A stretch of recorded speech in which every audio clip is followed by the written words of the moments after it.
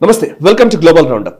అంతర్జాతీయ పరిణామాల్ని భారతీయ దృక్కోణంలో విశ్లేషించే చర్చా కార్యక్రమం గ్లోబల్ రౌండప్ 184వ ఎపిసోడ్తో మీ ముందుకొచ్చాను. ఈ వారంలో జరిగిన అంతర్జాతీయ పరిణామాలపై విశ్లేషించేందుకు అంతర్జాతీయ వ్యవహారాల నిపుణులు, విశ్లేషకులు మామిడి గిరిధర్ గారు ప్రస్తుతం నేషనల్ స్టెప్ స్టూడియోలో ఉన్నారు. వారితో మాట్లాడదాం. నమస్కారం సార్. నమస్తే సాయి. నమస్తే సార్. గిరిధర్ గారు, ఈ వారం గ్లోబల్ రౌండప్లోకి వెళ్లే ముందు 183వ ఎపిసోడ్లో వచ్చిన కొన్ని కామెంట్స్ చూద్దాం.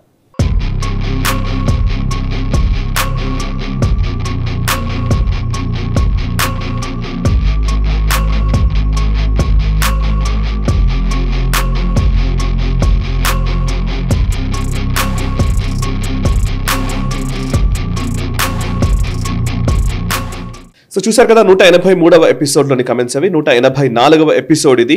అండ్ ఈ వారంలో జరిగిన పరిణామాల్లోకి వెళ్లే ముందు ఫస్ట్ నేషనల్ స్టెప్ సబ్స్క్రైబ్ చేసుకోని ప్రేక్షకులు ఎవరైనా ఉంటే వెంటనే సబ్స్క్రైబ్ చేసుకోవాల్సిందిగా విజ్ఞప్తి చేస్తున్నాను.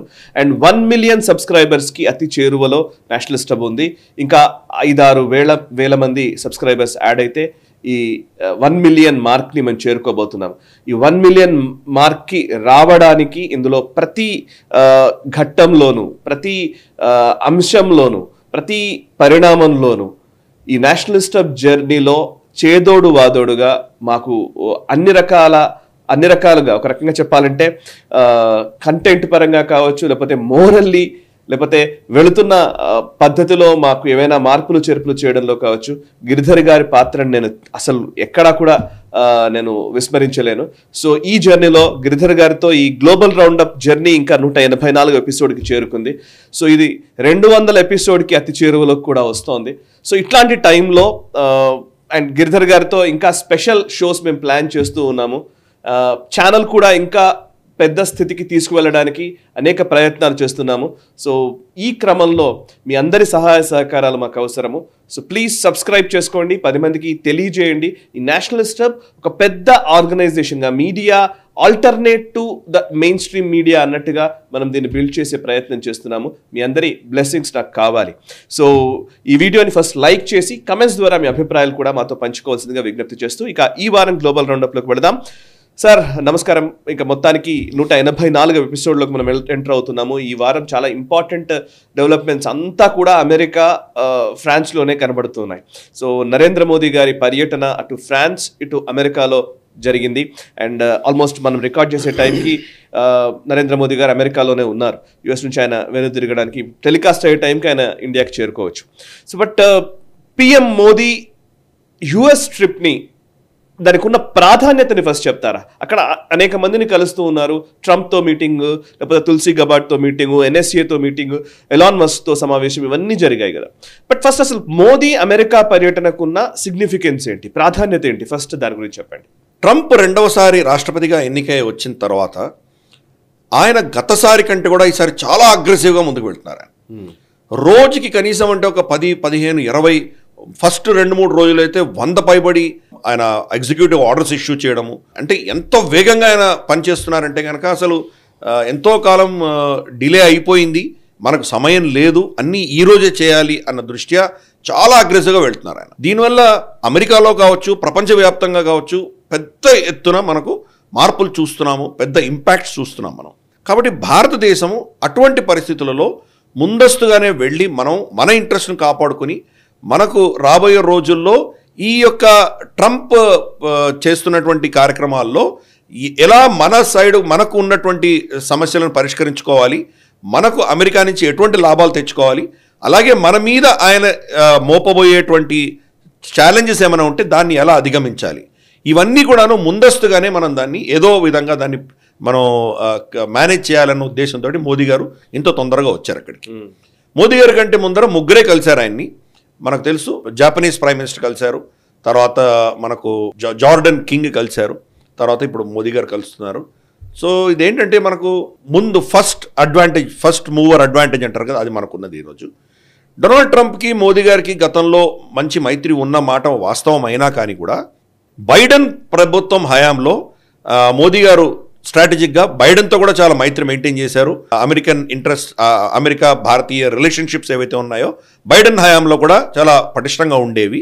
అప్పుడు మోదీ గారు స్పెసిఫిక్గా ట్రంప్ని ఇగ్నోర్ చేశారు.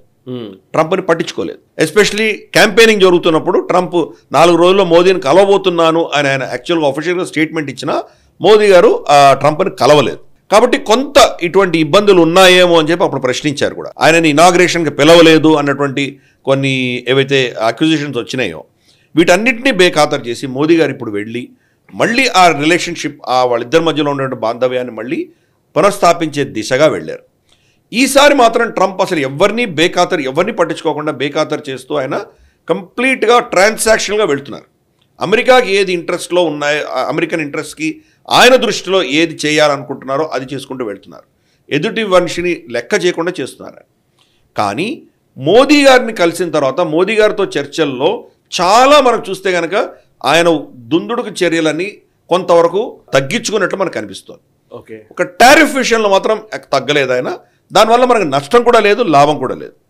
ఆ ఒక్క విషయం వదిలేస్తే మిగతా అన్ని విషయాల్లో కూడాను మన ఇంట్రెస్ట్ మనకు భారతదేశానికి మేలు చేకూర్చే దిశగానే ఈ స్టేట్మెంట్స్ అన్నీ వచ్చినాయి. వాళ్ళిద్దరి జాయింట్ ప్రెస్ కాన్ఫరెన్స్ మనం చూసామంటే ఆ ఇద్దరి జాయింట్ ప్రెస్ కాన్ఫరెన్స్లో కూడా మోర్ ఆర్ లెస్ ఆయన చెప్పిన పాయింట్స్ అన్ని ట్రేడ్ టారిఫ్స్ ఆఫ్ కోర్స్ భారతదేశాన్ని ఆయన యాజ్ యూజువల్ గతంలో చెప్పినట్టు ఇప్పుడు కూడా చెప్తున్నారు. టారిఫ్ కింగ్ అంటున్నారు, మీరు విపరీతమైన టారిఫ్లు వేస్తున్నారు, మా మీద 60-70% వేస్తున్నారు, కాబట్టి రెసిప్రోకల్ టారిఫ్ ఉంటుంది అని. అంటే మోదీ గారి వల్ల ఆయన నిర్ణయించలేదు, మోదీ గారితో కలిసే దానికంటే ముందరే ఈ ఆర్డర్ ఇష్యూ చేశారు ఆయన. ఏ దేశంతో అయినా రెసిప్రోకల్ టారిఫ్స్ ఉంటాయి. మా దగ్గర నుంచి వస్తువులను మీరు కొనుక్కునేటప్పుడు మాకు ఎటువంటి ట్యాక్సులు వేస్తారో మీ దగ్గర నుంచి ఆ వస్తువులు మేము కొనుక్కునేటప్పుడు అదే ట్యాక్సులు మీ మీద వేస్తాము అన్నది ఒక ఎగ్జిక్యూటివ్ ఆర్డర్ ఇష్యూ చేశారు. అది భారతదేశానికి కాదు, ప్రపంచంలో అన్ని దేశాలకు వర్తిస్తుంది అది. కాబట్టి భారతదేశం కూడా దానిలో ఇంపాక్ట్ ఉంది. కాబట్టి ఆయన ఆ విషయం చెప్పారు. మీరు 70% వేస్తారు, మా మీద 80% వేస్తారు, అటు వేసినప్పుడు మేము కూడా అవే వేస్తాం, కాబట్టి ఎవరికి నష్టం లేదు లాభం లేదు అన్నట్లు ఆయన జడ్జిమెంట్ స్టేట్మెంట్ ఇచ్చారు ఆయన. ఈ దృష్టిలో చూస్తే కనుక మనకు యాక్చువల్గా లాభసాటి అది. ఎందుకంటే కనుక మనం అమెరికా మీద వేసే ట్యాక్సులు ఏవైతే దేని మీద భారం మోపుతున్నామో వాటి వల్ల మన అగ్రికల్చర్, మన వ్యవసాయము, మన ఇండస్ట్రీ ప్రొటెక్ట్ చేసుకోవడానికి మనం చేసుకుంటున్నాం. మనం దాంట్లో మార్పులు ఉండవు. ఫర్ ఇన్స్టెన్స్ అగ్రికల్చర్, మన వ్యవసాయానికి సంబంధించినటువంటి అమెరికా నుంచి ఇంపోర్ట్ల మీద మనం ఎక్కువ ట్యాక్సులు వేస్తే దానివల్ల మన రైతులకు నష్టం కాకుండా మనం కాపాడుతున్నాం. రేపటి రోజు మన ఎక్స్పోర్ట్స్ మీద అతను ట్యాక్స్ వేస్తాడు, అదే ట్యాక్స్ వేస్తాడు, మనం దానివల్ల ఇబ్బంది లేదు. ఎందుకంటే మనం అమెరికాకి ఎక్స్పోర్ట్ చేసేది చాలా తక్కువ. మనకు ఎంత మనకు వ్యవసాయంలో మనకు పండుతుందో మెజారిటీ మనమే కన్జ్యూమ్ చేస్తున్నాం, దాన్ని ఎక్స్పోర్ట్ అమెరికాకి చాలా తక్కువ చేస్తున్నాం. కాబట్టి టారిఫ్లు పెరిగినా మనకు పెద్ద నష్టం లేదు. అలాగే మనం చూస్తే కనుక హార్లీ డేవిడ్సన్ చాలా ఫేమస్, మనం ఆయన ప్రతిసారి కోట్ చేస్తాడు ఆయన. హార్లీ డేవిడ్సన్ లాంటి వాటి మీద మనం చాలా ఎక్కువ టారిఫ్లు వేసామని అంటున్నాడు ఆయన. ఇప్పుడు టారిఫ్లు తగ్గించినా మనకు వచ్చే నష్టం ఏమీ లేదు. ఎందుకు? మనకు కొనేదే తక్కువ. హార్లీ డేవిడ్సన్ ఎంతమంది కొంటారు ఈ దేశంలో? కాబట్టి అమెరికన్ ప్రోడక్ట్స్ వాళ్లలో ప్రాబ్లం ఉంది, మనకు ప్రాబ్లం లేదు. ఇది ఒక స్ట్రాటజిక్ మూవ్ మోదీ గారు చేస్తున్నారు. ఎక్కడైతే మనకు లాభసాటిగా ఉందో అక్కడ మన నిర్మలా సీతారామన్ గారి బడ్జెట్లో ట్యాక్సుల రేట్స్ తగ్గించారు ఆవిడ. ఎక్కడ దీనివల్ల మనకు నష్టం లేదనుకుంటున్నామో మనం ఫ్యూచర్లో కూడా తగ్గించబోతున్నాం. దీనివల్ల ఏమవుతుంది? ఇప్పుడు ఫర్ ఇన్స్టెన్స్ అమెరికన్ కార్స్ ఉన్నాయి, కార్స్ మీద మనం 70% 80% టారిఫ్లు వేసి ఉండొచ్చు. ఇప్పుడు అవన్నీ తగ్గించబోతున్నాం. తగ్గించినంత మాత్రాన అమెరికన్ కార్స్ వచ్చి భారతదేశంలో వాళ్ళు విపరీతంగా అమ్ముకుంటారు అనుకోవడం చాలా తప్పు. ఎందుకంటే అమెరికన్ కార్ ఫోర్డ్ మనం చూసాం భారతదేశం నుంచి వెళ్ళిపోవాల్సిన పరిస్థితి. వాళ్ళ ప్రోడక్ట్స్ ఎప్పుడో పాత టెక్నాలజీతో నడిపిస్తున్నారు. ఇప్పుడు కొత్త కొత్త టెక్నాలజీస్ వస్తున్నాయి. చైనా ఫర్ ఇన్స్టెన్స్, చైనా చాలా ముందు చాలా అడ్వాన్స్డ్ దేశంగా తయారైంది ఇప్పుడు ఆటోమొబైల్ సెక్టర్లో. ఓకే, చైనా మీద మనం టారిఫ్స్ వేసాం, చైనా మీద మనం చాలా రెస్ట్రిక్షన్స్ పెట్టాం. BYDని భారతదేశంలో రానివ్వకుండా ఆపుతున్నాం, మనం చాలా రెస్ట్రిక్షన్ వేసాం. అమెరికా నుంచి వచ్చే వాటికి కంపేర్ చేస్తే మన దేశంలో ప్రొడ్యూస్ అవుతున్నటువంటివి టాటాస్ కానీ మహీంద్రాస్ కానీ ఇవి చాలా అద్భుతంగా ఉన్నాయి. కాబట్టి మనకు నష్టం లేదు. ఓవరాల్గా ఈ టారిఫ్ వార్ ఏదైతే ట్రంప్ మన మీద కాదు ప్రపంచం మీద అంతా ఆయన వేశారో దానివల్ల మనకు పెద్ద నష్టం లేదు అని చెప్తున్నాను నేను. ఓకే, వాళ్ళు మనకు ఎక్స్పోర్ట్ చేసేవి ఇక్కడ అమ్ముడు పోవు ఫస్ట్. అందుకేనేమో ఒక పాత్రికేయులు ఎవరో అడిగిన ప్రశ్నకి Modi is a big negotiator than me అన్నారు ఆయన. ఇట్ ఈస్ నో కాంటెస్ట్ అని చెప్పి, ఇట్ ఈస్ నో కాంటెస్ట్ అన్నారు. ఎగ్జాక్ట్లీ, ఆయనతో అసలు పోటీ పడలేము అన్నట్టుగా చెప్పారు.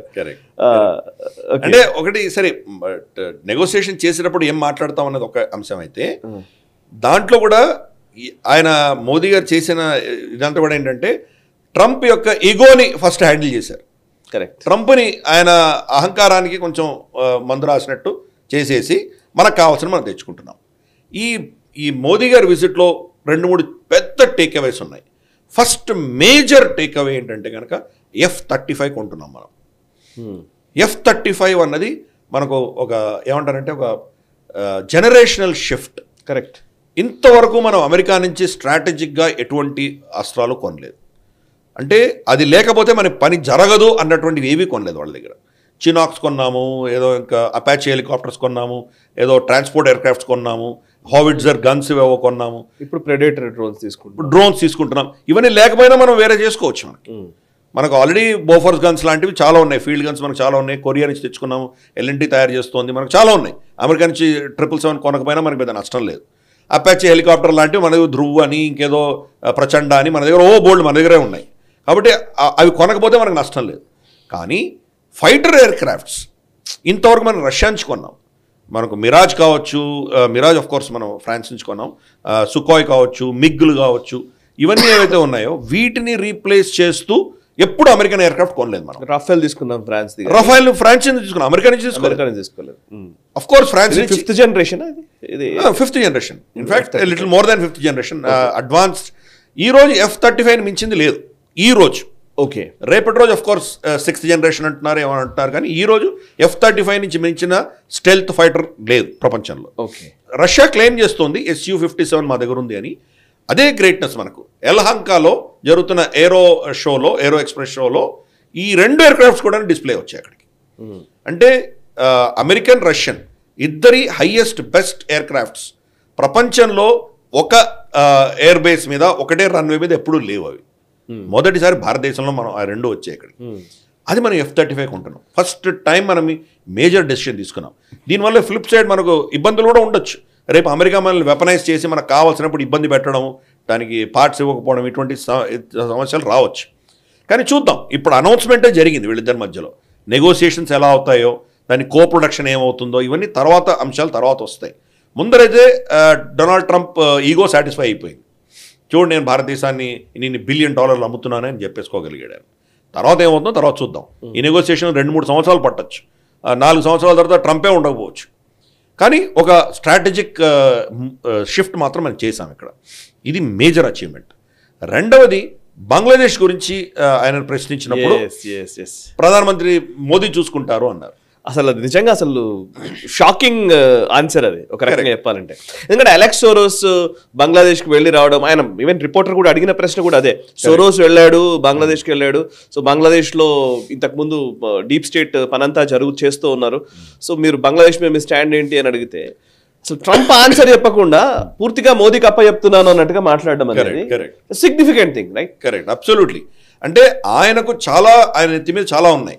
ముందర ఆయన దేశంలో ఉన్నటువంటి ఎక్సెసివ్ ఎక్స్పెండిచర్, ఈ పనికి మాలిన చెత్త ప్రాజెక్ట్స్ అన్నీ డెమోక్రాట్స్ ఏవైతే పెట్టారో వాటిని ఆపడం, ఆ దేశంలో ఇల్లీగల్ ఇమిగ్రెంట్స్ని ఆపడం, వీటి మీద ఆయన ఫోకస్ పెడుతున్నారు. ఇటువంటి వాటికి మీద ఆయన ఎనర్జీ అంతా వెళ్ళిపోతుంది. కాబట్టి ఏదో బంగ్లాదేశ్లో ఏదో అవుతుందంటే దాన్ని పట్టించుకోవడానికి ఆయన సమస్యకి టైం లేదు. కాబట్టి అంతా మోదీ గారిని హ్యాండిల్ చేసుకోమంటున్నాను. అంటే ఏంటి, ఫ్రీ హ్యాండ్ ఇచ్చారు మనకి. రేపటి రోజు మనం బంగ్లాదేశ్లో పోయి మన సైన్యాన్ని పంపించి అక్కడ మనం చేయాల్సిందని చేసి వచ్చినా అమెరికా ఇంటర్ఫియర్ అవ్వదు. ఆల్మోస్ట్ అట్లాంటి మెసేజ్ చాలా క్లియర్గా మెసేజ్ ఇచ్చారు. లెట్ మోదీ హ్యాండిల్ ఇట్ అనేసారు. అది నాకు అనవసరం, అది మీరు చూసుకోండి అన్నాడు ఆయన. అంటే భారత భూఖండంలో ఈ యొక్క ఇండో పెసిఫిక్ ప్రాంతాల్లో, especially Indian sphere of influence, మన శక్తి ఉన్న ప్రాంతాలంతా కూడాను కంప్లీట్గా భారతదేశానికి అప్పచెప్పారు. సో రేపటి రోజు మనం ఈ చుట్టుపక్కల దేశాలతోటి ఎలా మనం హ్యాండిల్ చేస్తామన్న దాంట్లో అమెరికన్ ఇంటర్ఫియరెన్స్ ఉండదు. అది ఆయన స్పష్టం చేశారు. ఇది రెండవ పెద్ద టేక్అవే, చాలా ఇంపార్టెంట్ ఇది. మూడవది, మనం చూస్తే కనుక ఇల్లీగల్ ఇమిగ్రెంట్స్కి సంబంధించి ప్రధానమంత్రి కూడా చాలా క్లియర్గా చెప్పారు. మా దేశ పౌరులు అని తెలిస్తే కనుక ఇల్లీగల్గా వెళితే తప్పకుండా వెనక్కి తీసేసుకుంటాము, దీంట్లో ఎటువంటి మనకు సందేహం ఉండాల్సిన అవసరం లేదు, చాలా స్పష్టంగా చెప్పారు. ప్లస్ ఇటువంటి ఇల్లీగల్గా వెళ్ళే వాళ్ళని ఆపాలి. అక్కడ ట్రంప్ ముందర ఆయన మోదీ గారు ఒక చాలా సెన్సిటివ్ మాట మాట్లాడారు. వచ్చేవాళ్ళు చాలా పేదరికంలో ఉన్నటువంటి వాళ్ళు, చాలా ఖర్చు పెట్టి వాళ్ళకి ఎందుకు వెళ్తున్నారో ఎక్కడ వెళ్తున్నారో తెలియకుండా వస్తున్నారు, కాబట్టి వాళ్ళని మేము వెనక్కి తీసుకుంటామన్నారు. అంటే ట్రంప్కి సెన్సిటైజ్ చేస్తున్నారు ఆయన. ఇల్లీగల్ అన్న ప్రతి ఒక్కడు ఒక దొంగ కాదు, ఒక కూనికోరు కాదు, వాళ్ళు పొట్టకోటి కోసం వస్తున్నారు, కాబట్టి ఆ దృష్టిలో మనం చూడాలి. ఇల్లీగల్ మేము తీసేసుకుంటాము, కానీ వాళ్ళు ఆ దృష్టిలో మీరు చూడండి ఆయనకు మెసేజ్ ఇచ్చారు. ఇది ఒక చాలా కీలకమైంది. ఇంకా కీలకమైంది ఇంకొక కీలకమైన అంశం ఏంటంటే కనుక ఎమర్జింగ్ టెక్నాలజీస్ ఏవైతే ఉన్నాయో, ఆర్టిఫిషియల్ ఇంటెలిజెన్స్ లాంటివి, ఇటువంటి కొత్త కొత్త టెక్నాలజీస్ ఏవైతే వస్తున్నాయో అవి భారతదేశము తర్వాత అమెరికా ఇద్దరు కలిసి దీనిని ముందుకు తీసుకువెళ్ళే ప్రయత్నం చేద్దాము. శత్రువుల చేతుల్లో, చెడ్డవారి చేతిలో పడకుండా ఉండే దిశగా మేము ప్రయత్నం చేస్తాము అని చెప్పి వాళ్ళిద్దరు కూడా స్టేట్మెంట్లు చెప్పారు. ఇన్ఫ్యాక్ట్ ఫ్రాన్స్లో జరిగినటువంటి ఆర్టిఫిషియల్ ఇంటెలిజెన్స్ సమ్మిట్లో కూడా జేడీ వాన్స్ కూడా ఇంచుమించు అలాగే చెప్పారు. కాబట్టి ఈ స్టాండ్ మళ్ళీ ట్రంప్ మోదీ బయటకులో కూడా వాళ్ళ మీటింగ్లో కూడా ఇదే బయటకు వచ్చింది, మనకు స్పష్టంగా తెలిసింది. సో ఈ అంశాలన్నీ మనం చూసామంటే కనుక చాలా కీలకంగా ఈ యొక్క పార్ట్నర్షిప్స్ని భారతదేశం అమెరికా ఇద్దరి యొక్క పార్ట్నర్షిప్కి చాలా విలువ ఇస్తున్నట్టు. ఈవెన్ ముంబై అటాక్స్లో ఉన్నటువంటి తహబూర్ రాణా ఎక్స్ట్రాడిషన్ కూడా గురించి కూడా ఆయన ఒక దగ్గర ప్రస్తావించారు. కరెక్ట్.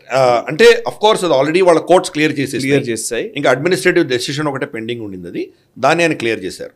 తహబూర్ రాణాను ఒక్కటే కాదు, ఆయన ఏం చెప్పారంటే భారత వ్యతిరేకమైనటువంటి శక్తులు మా దేశంలో ఎవరైతే ఉన్నారో టెర్రరిజంకి పాల్పడ్డటువంటి వ్యక్తులని ఇంకా మున్ముందు నేను ఎక్స్ట్రాడేట్ చేయడానికి సిద్ధంగా ఉన్నాను అని కూడా ఆయన స్టేట్మెంట్ ఇచ్చారు. ఓకే.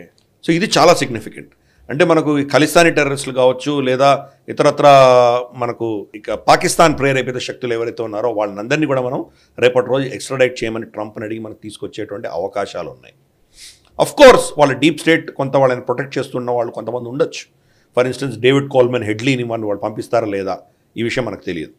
ఇటువంటివి కొన్ని ఉన్నాయి. కానీ ట్రంప్ ఓవరాల్గా ఏం చెప్తున్నారంటే ఇవన్నీ నాకు అనవసరం, మీకు వ్యతిరేకంగా ఎవరైతే ఇటువంటి టెర్రరిజం యాక్ట్ చేశారో వాళ్ళని మీకు పంపించడానికి మేము రెడీగా ఉన్నామని ఓపెన్గా చెప్పేశారు ఆయన.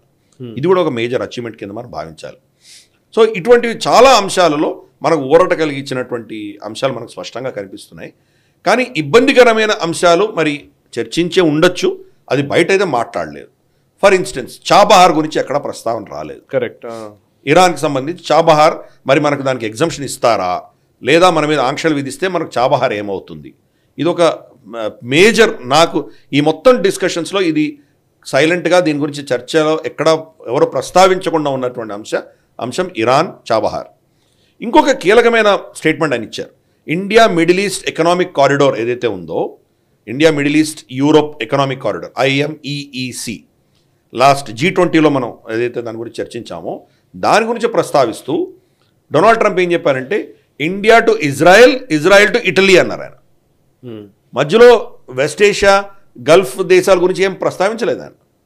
ప్లస్ గతంలో IMEEC గ్రీస్లో వెళ్ళాలి, ఇజ్రాయెల్ నుంచి హైఫా పోర్ట్ నుంచి గ్రీస్కి వెళ్ళాలి.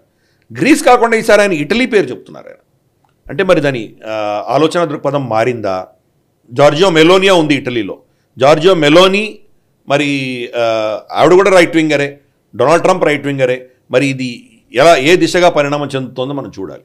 మరి సౌదీ అరేబియా పరిస్థితి ఏంటి, UAE పరిస్థితి ఏంటి, వీళ్ళ పేరు ఏమైనా ప్రస్తావించలేదు ఆయన. డైరెక్ట్గా India to Israel, Israel to Italy అంటున్నారు ఆయన. ఇది చాలా పెద్ద కారిడార్ మేము బిల్డ్ చేయబోతున్నాము, billions of dollars and invest చేయబోతున్నాము అని ఆయన ఓపెన్గా చెప్పారు. అలాగే క్వాడ్ని కూడా నేను స్ట్రెంథన్ చేస్తానని చెప్పారు ఆయన. సో ఇవన్నీ కూడా ఓవరాల్ చూస్తే కనుక మనకు వ్యతిరేకంగా ఒక్క స్టేట్మెంట్ కూడా లేదు, అన్నీ కూడా మనకు పాజిటివ్గా స్టేట్మెంట్స్ ఉన్నాయి. సో కాబట్టి రాబోయే రోజుల్లో మరి అడ్మినిస్ట్రేషన్ తోటి మనం ఎలా మలుచుకొని దాన్ని ఎలా మనం కీలకంగా మార్పులు తీసుకొస్తామన్నది మనం చూడాలి. ముందస్తు ఇప్పుడు మోదీ గారు కలిసిన వ్యక్తులందరూ కూడా తులసి గబార్డ్ని కలిశారు. Tulsi Gabbard director of national ఇంటెలిజెన్స్గా ప్రమాణ స్వీకారం చేసిన 2-3 గంటల్లోనే మోదీ గారిని కలిశారు. ఆవిడ ఇన్ఫ్యాక్ట్ తన సొంత బాస్ డొనాల్డ్ ట్రంప్ని కూడా కలవలేదు. డొనాల్డ్ ట్రంప్ని కలిసేదానికంటే ముందరే మోదీ గారిని కలిసింది ఆవిడ. కాబట్టి దానికి సబ్స్టాన్షియల్ చర్చ ఏముంటుంది, ఆమె డిపార్ట్మెంట్ కూడా ఆమెను ఇంకా బ్రీఫింగ్ సరిగా చేసి ఉండకపోయిండొచ్చు. ఇది ఏంటంటే ఫస్ట్ మనం మన ప్రాబ్లమ్స్ ఏమున్నాయి, అమెరికాతో గతంలో ఉన్నటువంటి డీప్ స్టేట్తో మన ప్రాబ్లమ్స్ ఏమున్నాయో అది వాళ్ళకి చెప్పడం, ఈ సమస్యకు పరిష్కారం తీసుకురండి అని మనం వాళ్ళని సెన్సిటైజ్ చేసే దిశగా మోదీ గారు ఈ ట్రిప్ అంతగా మనం చూడొచ్చు. అలాగే మైక్ వాల్ట్స్ని కలిశారు, NSA నేషనల్ సెక్యూరిటీ అడ్వైజర్, ఆయన్ని కలిశారు. ఈ ట్రిప్లో చాలా కీలకమైనటువంటి ఒక విషయం ఏం జరిగిందంటే మన national security adviser Ajit Doval గారు కూడా వెళ్ళారు. ఆయన పైన అసలు యాక్చువల్లీ ఆయన అరెస్ట్ చేస్తాము అది ఇది మాట్లాడిన సందర్భం. కరెక్ట్. జో బైడెన్ ప్రభుత్వం ఉన్నప్పుడు ఈయన వెళ్ళలేదు. ఆయన మీద కేసులు పెట్టారు. ఇన్ఫాక్ట్ గుర్పట్వంత్ సింగ్ పన్నూన్ వీళ్ళ కమిటీ ఒకటి ఉంది, చాలా కమిటీస్ ఉన్నాయి వాళ్ళ గవర్నమెంట్కి. ఒక కమిటీ లీగల్ కమిటీకి సంబంధించిన కమిటీలో ఒక డెమోక్రాట్ కమిటీ మెంబర్ని కలిశాడు గుర్పట్వంత్ సింగ్ పన్ను. కలిసి నేను అజిత్ దోవల్కి వ్యతిరేకంగా చాలా ఎవిడెన్స్ ఇచ్చాను వాళ్ళకి అని కూడా చెప్పాడు అతను. కాబట్టి ఈసారి ప్రభుత్వం అట్లా చేయదు అని డొనాల్డ్ ట్రంప్ ప్రభుత్వం అటువంటి పిచ్చి వేషాలు వేయదు అని తెలిసిన తర్వాతనే అజిత్ దోవల్ గారు అమెరికాకు వెళ్ళారు. ఇది చాలా కీలకమైనది. ఆయన్ని కలిశారు. తర్వాత ఎలాన్ మస్క్ని కలిశారు. కరెక్ట్. ఎలాన్ మస్క్ని కలిసినప్పుడు మీరు ఒక్క విషయం సార్, యాక్చువల్లీ ఇప్పుడు ఖలిస్తానీ వేర్పాటువాదుల విషయంలో పన్ను అమెరికాలోనే ఉంటూ ఈ వార్నింగ్స్ ఇవ్వడం ఇవన్నీ చేస్తూ ఉంటాడు. సో ఈ ఎక్స్ట్రాడిషన్స్ ఇట్లాంటివన్నీ మాట్లాడుతున్న టైంలో యాక్చువల్లీ ముంబై అటాక్స్ సంబంధించి తహబూర్ రానాకి ఎక్స్ట్రాడైట్ చేయడానికి అంగీకరించిన ప్రస్తుతం ట్రంప్ అడ్మినిస్ట్రేషన్ అంగీకరించింది. ఆయన ఎక్స్ట్రాడిషన్ ప్రాసెస్ కూడా నడుస్తోంది. ఇట్లాంటి టైంలో ఖలిస్తానీ ఎలిమెంట్స్ విషయంలో మనం మొదటి నుంచి మనం మాట్లాడుతున్నాం. ట్రంప్ వచ్చినంత మాత్రాన పూర్తిగా ఖలిస్తానీ విషయంలో కొంత ఇండియా స్టాండ్ తీసుకుంటాడా అనే ఒక చిన్న సందేహం ఉంది అని. బట్ ఈ మీటింగ్స్లో లేకపోతే ఈ ట్రిప్లో ఏమైనా కొన్ని అనుకూలమైనటువంటి మెసేజెస్ వచ్చినట్టుగా మనం భావించాలా? బికాస్ దోవల్ ఆ మీటింగ్లో కూర్చోవడం కానీ, తులసి గబార్డ్తో మీటింగ్ కావచ్చు, వీటిల్లో ఏమైనా ఖలిస్తాన్ విషయంలో అమెరికా స్టాండ్ ఏమైనా మారినట్టుగా మనం భావించాలా? అంటే పాజిటివ్గానే మాట్లాడారు వాళ్ళు. మనకు వస్తున్నటువంటి ఇన్ఫర్మేషన్ ప్రకారం ఖలిస్తానీ సమస్యకు కూడా మీతో కోఆపరేట్ చేస్తామని వాళ్ళు చెప్పారు. సో ఇప్పుడు నెక్స్ట్ స్టెప్ ఏం జరుగుతుందో చూడాలి. Correct. Gurpatwant Singh Pannun American citizen. American సిటిజన్ని వాళ్ళు ఎట్టి పరిస్థితుల్లో ఎవరికి ఎక్స్ట్రాడిట్ చేయరు. వాడు ఎంత తప్పు చేసినా అక్కడే ఆ దేశంలో శిక్షిస్తారు. డొనాల్డ్ ట్రంప్ వచ్చిన తర్వాత ఇంతవరకు గుర్పట్వంత్ సింగ్ పన్నూన్ ఎటువంటి వార్నింగ్స్ థ్రెట్ ఇవ్వలేదు. Correct correct correct. ఇది అర్థం చేసుకోవాలి. రేపటి రోజు అతని స్టేట్మెంట్ ఇస్తే మరి ఆ ప్రభుత్వం ఎలా ప్రవర్తిస్తుందో చూడాలి. మనం గుర్పట్వంత్ సింగ్ పన్నూన్ని మనం ఎక్స్ట్రాడిషన్ అడగం మనం. కానీ ఈ ఖలిస్తానీ మూకలు ఎవరైతే కెనడా నుంచి వెళ్ళి ఈ ట్రాఫికింగ్ చేస్తున్నారో, డ్రగ్స్ తీసుకువెళ్తున్నారో, అలాగే ఖలిస్తానీ జెండాతో వాళ్ళు చేస్తున్నారో వాళ్ళ మీద మనం చర్యలు కోరవచ్చు. కాబట్టి చూద్దాం. ఇప్పటికైతే పాజిటివ్గానే రెస్పాండ్ చేశారు వాళ్ళు. మేము will be sensitive to your challenges అని చెప్పారు వాళ్ళు. ఈ మోదీ గారికి తర్వాత ట్రంప్తో మీటింగ్ జరుగుతున్న సమయంలోనే బయట గులాం ఫే అన్నటువంటి ఒక ఐఎస్ఐ ఏజెంట్ అమెరికాలో ఎవరైతే ఉన్నాడో 2011లో అతన్ని అరెస్ట్ కూడా చేశారు. జైల్లో పెట్టినటువంటి వ్యక్తి. అతను ఓపెన్గా ఖలిస్తానీ మూకలతోటి జెండా పట్టుకొని వైట్ హౌస్ ముందర డెమాన్స్ట్రేషన్ చేశారు వాళ్ళు. అంటే గులాం నబీ ఫై అంటారు అతని పేరు. అంటే కంప్లీట్గా పాకిస్తానీ అజెండాని ముందుకు తీసుకెళ్తోంది Khalistan movement. Pakistan agenda Khalistan movement తీసుకెళ్తోంది స్పష్టంగా అర్థమవుతుంది మనకి. వీళ్ళని కంప్లీట్గా సపోర్ట్ చేస్తోంది పాకిస్తాన్. సో మరి ఇప్పుడు పాకిస్తాన్కి వ్యతిరేకంగా మనం కొన్ని అడగవచ్చు, అమెరికాని డిమాండ్ చేయవచ్చు. వాళ్ళ మీద ఖలిస్తానీ మూకలకు వ్యతిరేకంగా వాళ్ళు సపోర్ట్ చేస్తున్నందుకు పాకిస్తాన్ మీద మనం కొంత ఒత్తిడి తీసుకొచ్చే ప్రయత్నం కూడా చేయొచ్చు. కాబట్టి ప్రస్తుతానికి వాళ్ళు సుముఖంగా ఉన్నారు. వాళ్ళందరూ కూడా ఇప్పుడిప్పుడే వాళ్ళు పొజిషన్ టేక్ ఓవర్ చేశారు. కాబట్టి ఇది ఫస్ట్ పాయింట్ ఆఫ్ కాంటాక్ట్. రాబోయే రోజుల్లో మనం చెప్పినటువంటి అంశాల ఆధారంగా వాళ్ళు కూడా ఆలోచిస్తారు. కాబట్టి మనకు ఫస్ట్ మూవర్ అడ్వాంటేజ్ మనకు ఉన్నది. ఈరోజు వీళ్ళని కలిసి మన ఎజెండాని వాళ్ళ నోట్లో వాళ్ళ చెవిలో పడేశాం. కాబట్టి దాని ఆధారంగా రేపు డెసిషన్స్ కూడా మనకు ఫేవరబుల్గా వస్తాయని మనం ఎక్స్పెక్ట్ చేయొచ్చు. ఓకే. ఇక ఎలాన్ మస్క్ మీటింగ్ని ఎట్లా చూడాలి? మోదీ ఎలాన్ మస్క్ని కలిశారు కదా. ఎలాన్ మస్క్ని కలిసిన మీటింగ్ గురించి ప్రెస్ కాన్ఫరెన్స్ ఎవరు అడిగారు కూడా.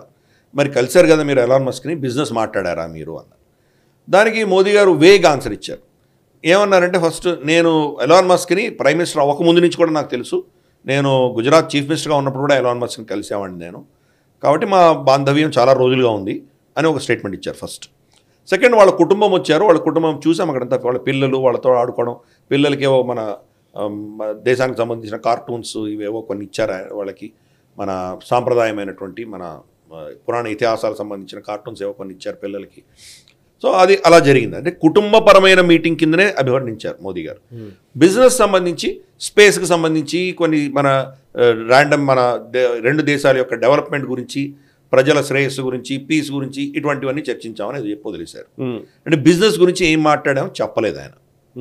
స్పేస్ గురించి తప్పకుండా మనం ఇద్దరు కోఆపరేట్ చేయబోతున్నాం మనం. ఎందుకంటే స్పేస్ ఎక్స్ ఈరోజు లిటరల్గా చూస్తే కనుక అమెరికా కూడా స్పేస్ ఎక్స్ చాలా అవసరం. అమెరికన్ నాసా కూడా చేయను కొన్ని స్పేస్ ఎక్స్ చేస్తాం. కాబట్టి ఆ అడ్వాంటేజ్ మనం కూడా తీసుకుంటాం. రేపటి రోజు మనం ఒక భారతదేశం కూడా ఒక స్పేస్ స్టేషన్ కడదామని మనం ప్లాన్ చేస్తున్నాం. మొత్తం ఎక్విప్మెంట్ మనమే తీసుకువెళ్ళే పరిస్థితి మన దగ్గర లేకపోవచ్చు. కొంత మనం ఎలాన్ మస్క్ని ఉపయోగించుకొని చేసేటువంటి అవకాశాలు ఉన్నాయి మనకి. అలాగే స్పేస్ శాటిలైట్స్, అతనికి ఉన్న శాటిలైట్స్ని మనకు కావాల్సిన దిశగా మనం వాడుకోవచ్చు. కానీ స్టార్ లింక్ గురించి చర్చ జరగలేదు. దాని గురించి ఓపెన్గా చెప్పలేదు. చర్చలు జరుగుండొచ్చు కానీ దాని గురించి ఏం మాట్లాడలేదు. స్టార్లింక్ భారతదేశంలో వస్తుందా రాదా అని మనం చెప్పలేదు. భూటాన్కి ఎక్స్టెండ్ చేసినట్టున్నారు కదా. భూటాన్కి ఎక్స్టెండ్ చేశారు, పాకిస్తాన్ కూడా ఇస్తున్నారు. ఓకే. పాకిస్తాన్లో కూడా వాళ్ళు టారిఫ్స్ చాలా హై టారిఫ్స్ ఉన్నాయి. మరి ఆ టారిఫ్స్తో అసిమూని తప్ప ఇంకెవరు కొనగలరో ఒకటి నాకు తెలియదు. బట్ ఎనీవే స్టార్లింక్ పాకిస్తాన్ కూడా వెళ్తుందని తెలుస్తుంది. మనకు మియన్మార్కి సంబంధించిన టెర్రరిస్టులు, బంగ్లాదేశ్ ఇక్కడి నుంచి వచ్చిన వాళ్ళు కొంతమంది మనం పట్టుకున్న వాళ్ళని స్టార్లింక్ తోటి మన దేశంలో వేర్పాటువాదం చేస్తున్నటువంటి వాళ్ళని. కాబట్టి ఇవి మరి మన దేశంలో ఇంట్రొడ్యూస్ చేస్తారా చేయరా మనకు తెలియదు. స్ట్రాటజిక్గా అదే సమయంలో జియో కూడా కొన్ని అనౌన్స్ చేసింది. ఎలాన్ మస్క్కి కాంపిటీషన్గా మనం అనౌన్స్ చేసింది జియో. కాబట్టి మరి ఎలాన్ మస్క్ దాన్ని ఎలా స్వీకరిస్తారో చూడాలి. ఎలాన్ మస్క్ ఒక చిన్న పెద్ద ఉన్న మేజర్ సమస్య అంతా ఏంటంటే చైనాకు వ్యతిరేకంగా అతను ఏమి చేయలేడు. బికాజ్ ఆయన అంతా ఎక్కువగా అక్కడే ఉంది కదా, బిజినెస్ అక్కడే ఉంది. టెస్లా అక్కడే ఉంది. మనం 2 కండిషన్స్ పెట్టాం. చైనాలో తయారు చేసిన భారతదేశంలో అమ్మడానికి వీలు లేదు. అది కూడా నడిచింది కదా. యాక్చువల్లీ నితిన్ గడ్కరీ చాలా ఘాటుగానే స్టేట్మెంట్ ఇచ్చారు. కరెక్ట్. రెండవది మనం ఏం చెప్పామంటే మా దేశంలో ఆల్రెడీ ఈవీస్. ఒకసారి అది ఎక్స్ప్లెయిన్ చేయండి సార్. యాక్చువల్లీ టెస్లా గురించి కూడా ఇప్పుడు ఎందుకంటే ఇమీడియట్గా 2-3 నన్ను అడిగారు కూడా యాక్చువల్లీ టెస్లా ఎందుకు భారత్లోకి రాదు అని. Please explain it. Trillions of dollars already చైనాలో ఇన్వెస్ట్ చేశాడు ఆయన. వాళ్ళ ఫ్యాక్టరీలు కావచ్చు, వాళ్ళ సప్లై చైన్స్ కావచ్చు, వాళ్ళ యాన్సిలరీ యూనిట్స్ కావచ్చు, మొత్తం కూడాను వాళ్ళ చైనా బేస్డ్ ఈరోజు టెస్లా చాలా విపరీతంగా ఉంది.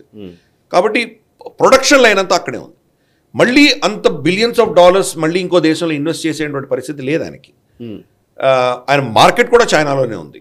అఫ్ కోర్స్ చైనాలో ఇప్పుడు ఆయన నంబర్ 2వ స్థానానికి పడిపోయారు. ఆయన BYD నెంబర్ 1 వెళ్ళిపోయింది. నెంబర్ 2లో ఈరోజు ఎలాన్ మస్క్ ఉన్నారు టెస్లా. ఈవెన్ అమెరికన్ సేల్స్ కంటే కూడా చైనాలో సేల్స్ ఎక్కువ ఉన్నాయి ఆయనకి. భారతదేశానికి ఆయన కనుక వస్తే కనుక ఈరోజు మళ్ళీ ఇక్కడ మనమేమంటున్నాము, ఇక్కడ మీరు ఫ్యాక్టరీ పెడితే కానీ మిమ్మల్ని అలో చేయమంటున్నాం. మనం ఫ్యాక్టరీ ఇక్కడ పెట్టాలంటే కనుక చైనా ఒప్పుకోదు. చైనా ఆయనకు పర్మిషన్ ఇవ్వట్లేదు.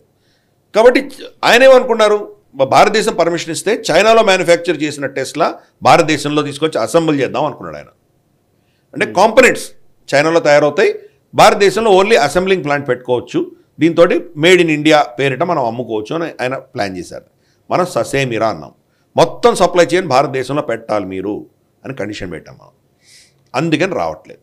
ఇన్ఫ్యాక్ట్ ఆయన వస్తాను అనుకుని మనకు డేట్ కూడా ఇచ్చి రాకుండా ఆయన చైనాకి ఎక్కడికో వెళ్ళిపోయాడు ఆయన. కాబట్టి ఆ పెద్ద సమస్య ఉన్నది ఆయనకు.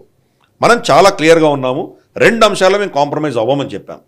మొట్టమొదటిది, మేడ్ ఇన్ చైనా కాంపోనెంట్స్ భారతదేశంలో మీరు అసెంబ్లీ చేస్తే మేము యాక్సెప్ట్ చెయ్యము. మీరు అమెరికాలో కాంపోనెంట్స్ తయారు చేసి మీరు ఇక్కడ అసెంబ్లీ చేసినా మాకేం పర్వాలేదు, చైనాలో మీరు మ్యానుఫ్యాక్చర్ చేసిన మాత్రం మేము యాక్సెప్ట్ చేయమని చెప్పాం. రెండవది ఏం చెప్పామంటే ఆయన కొన్ని కన్సెషన్స్ అడిగాడు ఆయన. ఎందుకంటే వాళ్ళ మ్యానుఫ్యాక్చరింగ్ కాస్ట్ చాలా హై ఉంటుంది కదా, మన దేశంలో కంపీట్ చేయాలంటే దానికి కొన్ని కన్సెషన్స్ కావాలి, PLI స్కీమ్లు ఇట్లాంటివి ఏవో కావాలి ఆయనకి. అది కూడా మనం ఇవ్వమని చెప్పాం. మా దేశంలో ఎవరైతే మ్యానుఫ్యాక్చర్ చేస్తున్నారో ఆల్రెడీ మహీంద్రాస్ కావచ్చు, టాటాస్ కావచ్చు, ఇతరత్ర ఎవరెవరైతే ఉన్నారో వాళ్ళకి ఎన్ని కన్సెషన్స్ ఇచ్చామో మీకు అన్ని కన్సెషన్సే ఇస్తాం, అంతకుమించి ఇవ్వం, మీకు స్పెషల్ ట్రీట్మెంట్ ఉండదు.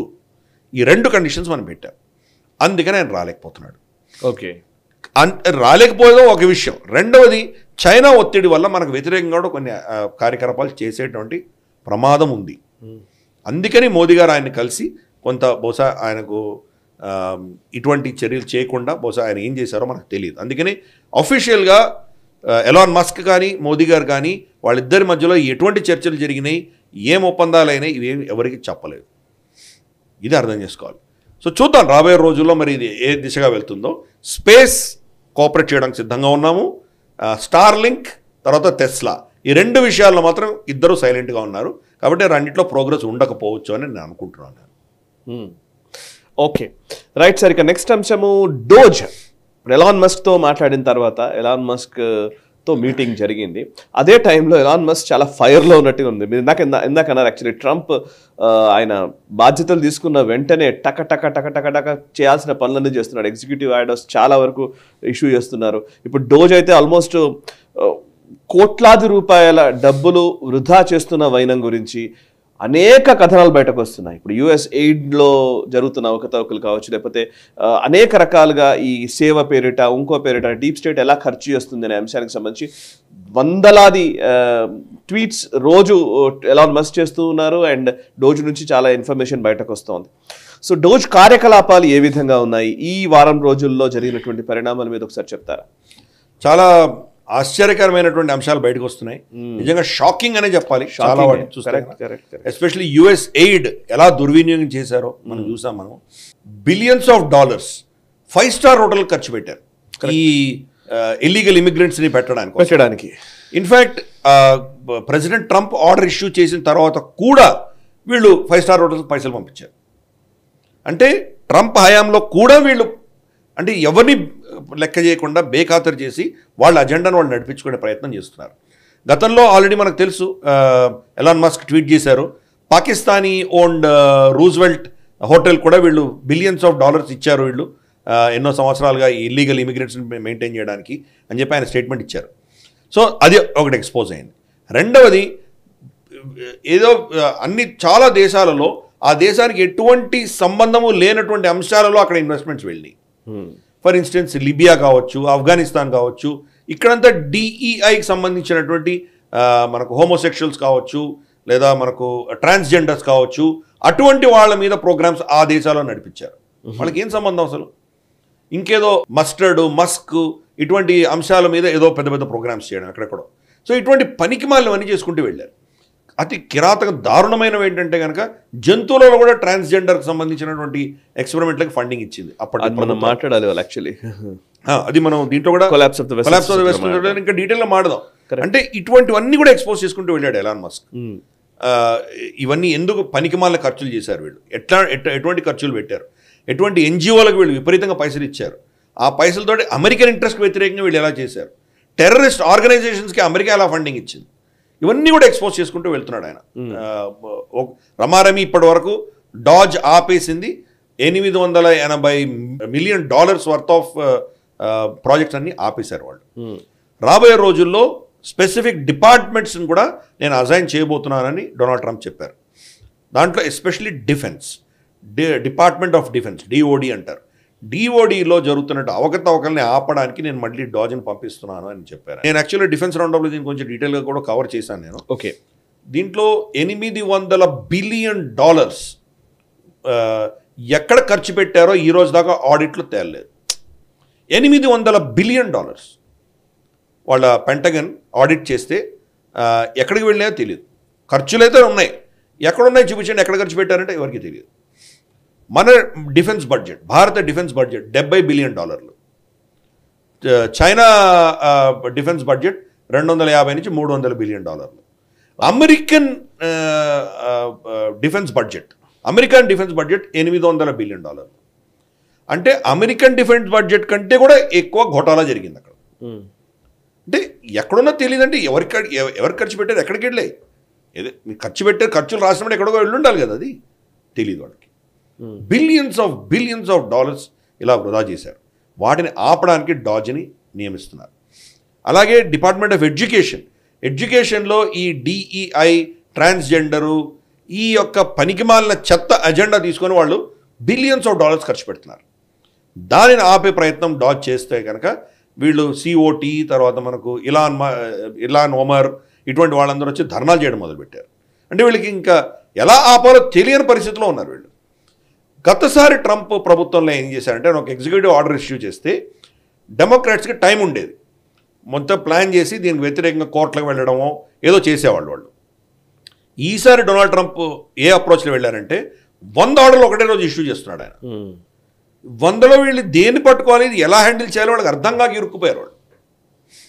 కంప్లీట్గా వాళ్ళు ఒక విధమైనటువంటి మనకి ఇంగ్లీష్లో పదం ఉంది, ఓవర్వెల్మ్డ్. అంటే వాళ్ళ మీద ఒక సునామీలో వచ్చి పడిపోయింది. దీనిని వాళ్ళు వ్యతిరేకించలేనటువంటి పరిస్థితిలో ఈరోజు వాళ్ళని అందరినీ కూడా తోసిపడేశారు ఆయన. సరే, 1-2 అంశాల్లో ఇమిగ్రేషన్లో వాళ్ళు ఏదో స్టే తెచ్చుకున్నారు, birth right citizenship stay తెచ్చుకోగలిగారు.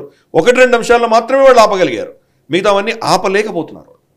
Trump అది చేశారు. ఫర్ ఇన్స్టెన్స్ హమాస్ మనకు తెలుసు, ఒక మిసైల్లో 2 మిసైల్లో ఫైర్ చేస్తే ఇజ్రాయెల్లో ఉన్నటువంటి ఐరన్ డోమ్ దాన్ని ఆపగలదు. కానీ ఒక 500 మిసైల్లో ఒకటే రోజు వస్తే ఎన్నైనా ఆపగలం మనం? బహుశా అటువంటి స్ట్రాటజీ డొనాల్డ్ ట్రంప్ చేస్తున్నారు ఇప్పుడు. ఎన్ని ఆర్డర్స్, ఎగ్జిక్యూటివ్ ఆర్డర్స్ ఒకటే రోజు రాగానే డెమోక్రాట్స్ ఏం చేయలేకపోతున్నారు, డీప్ స్టేట్ ఏం చేయలేకపోతుంది. ఆ స్టాండర్డ్లో ఆయన తీసుకెళ్తున్నారు.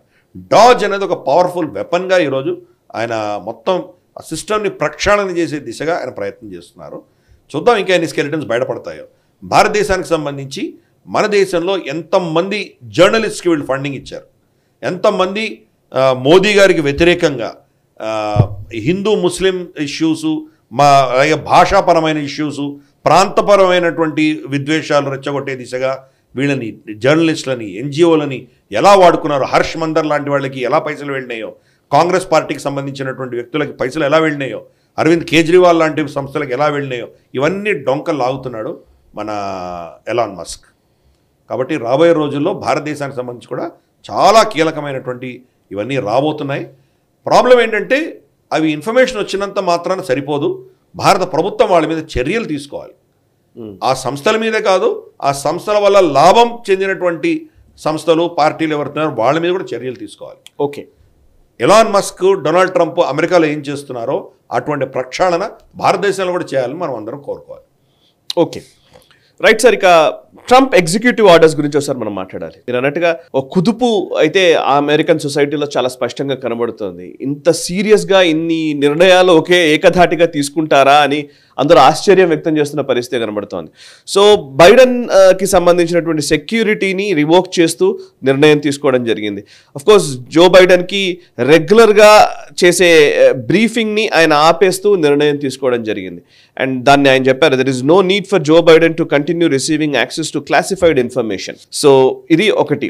జో బైడెన్ ఎవరైతే అధ్యక్షుడిగా పనిచేసినటువంటి వ్యక్తికి నిజానికి బ్రీఫింగ్ ఇచ్చే ఆనవాయితీ మొదటి నుంచి ఉందా, దాన్ని గురించి ఒకసారి ఎక్స్ప్లెయిన్ చేయండి.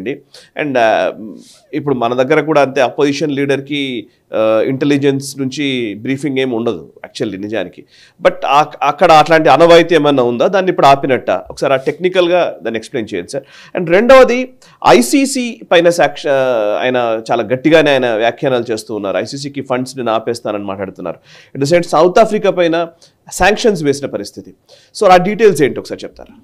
జో బైడెన్ హయాంలో ఆయన ఏం చేశారంటే గతంలో ఉన్నటువంటి సాంప్రదాయాన్ని కంప్లీట్గా రివర్స్ చేసి ట్రంప్కి ఎటువంటి ఇన్ఫర్మేషన్ ఇవ్వకండి అని ఒక ఆర్డర్ పాస్ చేశారు. ఇంతకు ముందు ఉండేది ఏ అపోజిషన్లో ఉన్న లీడర్ అయినప్పటికీ వాళ్ళకు బ్రీఫ్ చేశారు. అంటే ఫార్మర్ ప్రెసిడెంట్స్కి కొంత బ్రీఫింగ్ ఉండేది. ప్రపంచంలో ఆఫ్ కోర్స్ డీప్ ఇన్ఫర్మేషన్ ఇవ్వరు, దాంట్లో కొన్ని లెవెల్స్ ఆఫ్ ఇన్ఫర్మేషన్ ఉంటుంది, దాన్ని బ్రీఫింగ్ అంటారు. కొన్ని అంశాలు మాత్రమే వాళ్ళు బ్రీఫ్గా ఇస్తారు వాళ్ళకి. ఇలా జరుగుతోంది, రష్యా యుక్రెయిన్ థియేటర్లో ఇవి జరుగుతోంది, మేము ఇది చేస్తున్నాము, ఏదో ఇజ్రాయెల్ హమాస్ మధ్యలో ఇది జరుగుతోంది, బేసిక్ ఇన్ఫర్మేషన్ కొంత ఇస్తారు. అంటే మామూలు ప్రజలకు తెలిసింది కాకుండా కొంత ఇన్ఫర్మేషన్ వాళ్ళకి ఇవ్వడానికి వాళ్ళకు ఒక విధమైనటువంటి ప్రోటోకాల్స్ ఉన్నాయి. ఆ ప్రోటోకాల్స్ ప్రకారం వాళ్ళకి కొంత బ్రీఫింగ్ జరిగేది.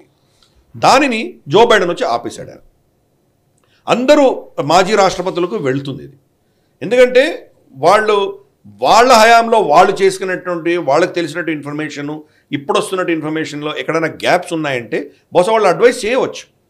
మీకు తెలియని అంశాలు ఇవి ఉన్నాయి, ఇవి కూడా మీరు చూడండి అని వాళ్ళు చెప్పేటువంటి ఒక పరిస్థితి రావచ్చు. అందుకని ఈ ఒక సాంప్రదాయం ఉండేది అక్కడ. కొంత బ్రీఫింగ్ అన్నది అన్ని అంశాలు కాదు, కొన్ని అంశాలు ప్రెసిడెంట్స్ మాజీ రాష్ట్రపతులకు ఇచ్చేటువంటి ఒక సాంప్రదాయం ఉండేది. దాన్ని జో బైడెన్ తిరగరాశాడు. ఇప్పుడు డొనాల్డ్ ట్రంప్ వచ్చి ఎగ్జాక్ట్గా అదే చేశాడు. జో బైడెన్కి మీరు ఆయనకేం బ్రీఫింగ్ ఇవ్వక్కర్లేదు అని చెప్పి స్పష్టంగా చెప్పాడు. ప్లస్ ఆయనని దెప్పి పొడుస్తూ ఇది నేను చేసింది కాదు, నువ్వే నాకు చేసావు కాబట్టి నేను మళ్ళీ నీకు అదే ఇస్తున్నాను, నేను యు ఆర్ ఫైర్డ్ అని చెప్పి జో బైడెన్ని ఆయన స్టేట్మెంట్ కూడా ఇచ్చాడు ఆయన. ఒకటి. రెండవది, సెక్యూరిటీ వీళ్ళకు ఉంటుంది ఒక విధమైనటువంటి, అంటే గత ప్రభుత్వంలో ఉన్న వాళ్ళకి కొంత సెక్యూరిటీ ప్రోటోకాల్స్ ఉంటాయి. కొన్ని దగ్గర వాళ్ళని చెక్ చేయడానికి వీల్లేదు, వాళ్ళకు కొన్ని దగ్గర సెక్యూరిటీ క్లియరెన్స్లు ఉంటాయి, వీళ్ళు వెళ్ళగలరు, లేదా వాళ్లకు వచ్చే ఇన్ఫర్మేషన్లు కావచ్చు. ఇటువంటి చాలా అంశాల్లో సెక్యూరిటీ ప్రోటోకాల్స్ ఉంటాయి. ఆ ప్రోటోకాల్స్ జో బైడెన్ ప్రభుత్వంలో ఉన్నటువంటి చాలామందికి డొనాల్డ్ ట్రంప్ విత్డ్రా చేశాడు. అండ్ ఫర్ ఇన్స్టెన్స్ మనకు యాంటోనీ బ్లింకిన్కి సంబంధించింది కావచ్చు. అలాగే ఆయన యాంటోనీ బ్లింకిన్ హైయెస్ట్, అటువంటి వాళ్ళకి చాలామంది తీసేశాడు. చాలా కీలకమైంది ఏంటంటే యాంటోనీ ఫౌచీకి తీసేశాడు ఆయన. యాంటోనీ ఫౌచీ ఆయన మీద ఈ రోజు దాకా ఏ కేసు లేదు, ఏ అభియోగము లేదు, ఎటువంటి ప్రాసిక్యూషన్ లేదు, కానీ జో బైడెన్ ఆయన క్షమించి వదిలేశాడు. అంటే ఏ ఫ్యూచర్లో ఆయన మీద ఏం కేసు వచ్చినా ఆల్రెడీ ఆయన క్షమించబడ్డాడు కాబట్టి ఆయన ఏం చేయలేదు, ముందే రెస్క్యూ చేసి వదిలేయడం చేశాడు. ఆయనకు కూడా ఈరోజు సెక్యూరిటీ ప్రోటోకాల్స్ తీసేశాడు ఈయన డొనాల్డ్ ట్రంప్. సో కాబట్టి చాలా కఠినంగా వ్యవహరిస్తున్నాడు ఆయన. ఇది ఎగ్జిక్యూటివ్ ఆర్డర్స్. రెండవది ఐసీసీ గురించి చెప్పావు. ఎస్, ఇంటర్నేషనల్ క్రిమినల్ కోర్ట్స్ ఏవైతే ఉన్నాయో వాళ్ళు ఇజ్రాయెల్కి వ్యతిరేకంగా బెంజమిన్ నెతన్యాహుకు వ్యతిరేకంగా వాళ్ళు అరెస్ట్ వారెంట్ ఇష్యూ చేయడము, దీన్ని జెనోసైడ్ కింద పరిగణించడము. అంటే October 7th చేసిన దాని గురించి వీళ్ళేం మాట్లాడలేదు. కానీ ఇజ్రాయెల్ యొక్క రెస్పాన్స్కి సంబంధించి ఒక డెమోక్రటికలీ ఎలక్టెడ్ కంట్రీ అది, ఆ దేశం అది. అక్కడ ప్రధానమంత్రి పార్లమెంట్ ఎన్నుకుంది, అది మొత్తం క్యాబినెట్ నిర్ణయం, అది ప్రధానమంత్రి ఒకటి నిర్ణయమే కాదు, డిక్టేటర్షిప్ కాదు అది. ఇటువంటి డిక్టేటర్షిప్లు ఇన్నున్నాయి. షీ జిన్పింగ్ వ్యతిరేకంగా వీళ్ళు ఎందుకు ఇవ్వలేదు? అదే కదా, ఎంతో ఇటువంటి నిరంకుశల వ్యతిరేకంగా ఎందుకు ఇవ్వలేదు? కాబట్టి అటువంటి ఒక బయాస్గా వీళ్ళు ప్రవర్తిస్తున్నారు. లెఫ్ట్ వింగ్ సపోర్ట్ తోటే వీళ్ళు ఇస్తున్నారు. కాబట్టి వాళ్ళ మీద ఆంక్షలు విధించి ఫండింగ్ కట్ చేసి ఆ జడ్జిలని వాళ్ళు అమెరికాలో రాకుండా వాళ్ళ అసెట్స్ ఇక్కడ ఏమైనా ఉంటే అవన్నీ ఫ్రీజ్ చేసే దిశగా ఆర్డర్ ఇష్యూ చేశారు ఆయన. ఇది చాలా కీలకమైనది ఇది. ఎందుకంటే ఐసీసీ పేటరేగిపోయి చాలా వన్ సైడెడ్గా వాళ్ళు నిర్ణయాలు తీసుకుంటున్నారు. రేపటి రోజు మోదీ గారు వ్యతిరేకంగా వాళ్ళు జడ్జిమెంట్లు ఇస్తే మనం ఏం చేస్తాం? మన సమర్థనకు ఎవరు వస్తారు? కాబట్టి అమెరికా అన్నది ఒక వాళ్ళ ఇంట్రెస్ట్కి వ్యతిరేకంగా ఉన్న వాళ్ళ మీద ఎటువంటి ఆంక్షలు రాకుండా, ఎటువంటి సమస్య రాకుండా చూసుకునే దిశగా డొనాల్డ్ ట్రంప్ చాలా కఠినమైన చర్యలు వాళ్ళ మీద తీసుకున్నారు. రెండవది మనం చూస్తే కనుక సౌత్ ఆఫ్రికా ఈ ఇజ్రాయెల్కి వ్యతిరేకంగా, బెంజమిన్ నెతన్యాహుకు వ్యతిరేకంగా మానవ హక్కుల ఉల్లంఘన పేరిట కేసు వేసింది సౌత్ ఆఫ్రికా. ఓకే, గల్ఫ్ దేశాలు కాదు, అరబ్ దేశాలు వేయలేదు ఎవరు కేసు. ఈవెన్ సిరియా కానీ, పాలెస్టైన్ కానీ, ఇరాన్ కానీ వీళ్ళు ఎవరు కేసులు వేయలేదు, సౌత్ ఆఫ్రికా వేసింది. మీకు ఏమైనా అర్థం ఉందా? ఎక్కడ సౌత్ ఆఫ్రికా, ఎక్కడ ఇజ్రాయెల్కి వ్యతిరేకంగా కేసులు వేసింది సౌత్ ఆఫ్రికా. అందుకని సౌత్ ఆఫ్రికాకు వ్యతిరేకంగా ఈయన ఆంక్షలు విధించారు ఎవరు? Donald Trump. కానీ ఆయన ఇచ్చిన రీజనింగ్ ఏంటంటే అక్కడ ఉన్నటువంటి ఆఫ్రికానాస్ అంటే తెల్ల జాతి ఆఫ్రికన్స్, వీళ్ళ పట్ల ఒక రేషియల్ డిస్క్రిమినేషన్ సౌత్ ఆఫ్రికాలో జరుగుతోంది. కాబట్టి దానిని వ్యతిరేకిస్తూ నేను వీళ్ళ మీద ఆంక్షలు విధిస్తున్నాను అని చెప్పారు ఆయన. వాళ్ళ ఆస్తులని వాళ్ళు కబ్జా చేసుకునే దిశగా కొన్ని నిర్ణయాలు ఆ ప్రభుత్వం తీసుకుంటోంది, కాబట్టి మీ మీద ఆంక్షలు వేస్తున్నాను అన్నారు. కానీ యాక్చువల్ నిజమైన రీజన్ ఏంటంటే వీళ్ళు ఇజ్రాయెల్కి వ్యతిరేకంగా ఐసీసీలో కేసులు వేశారు కాబట్టి దానికి వ్యతిరేకంగా వాళ్ళ మీద చర్యలు తీసుకున్నారు ఆయన. ఓకే, సో అంటే ఒక విధంగా మేము ఒక యాంగిల్లో చూసామంటే కనుక కంప్లీట్గా వైట్ సూపర్మేసిజం చూపిస్తున్నారు ఆయన. తెల్లవాళ్ళకి ప్రపంచవ్యాప్తంగా ఎక్కడ కష్టాలు వచ్చినా వాళ్ళని ఆదుకునే దిశగా ఈయన నిర్ణయం తీసుకున్నట్టు ఒక యాంగిల్లో మనం చూడొచ్చు.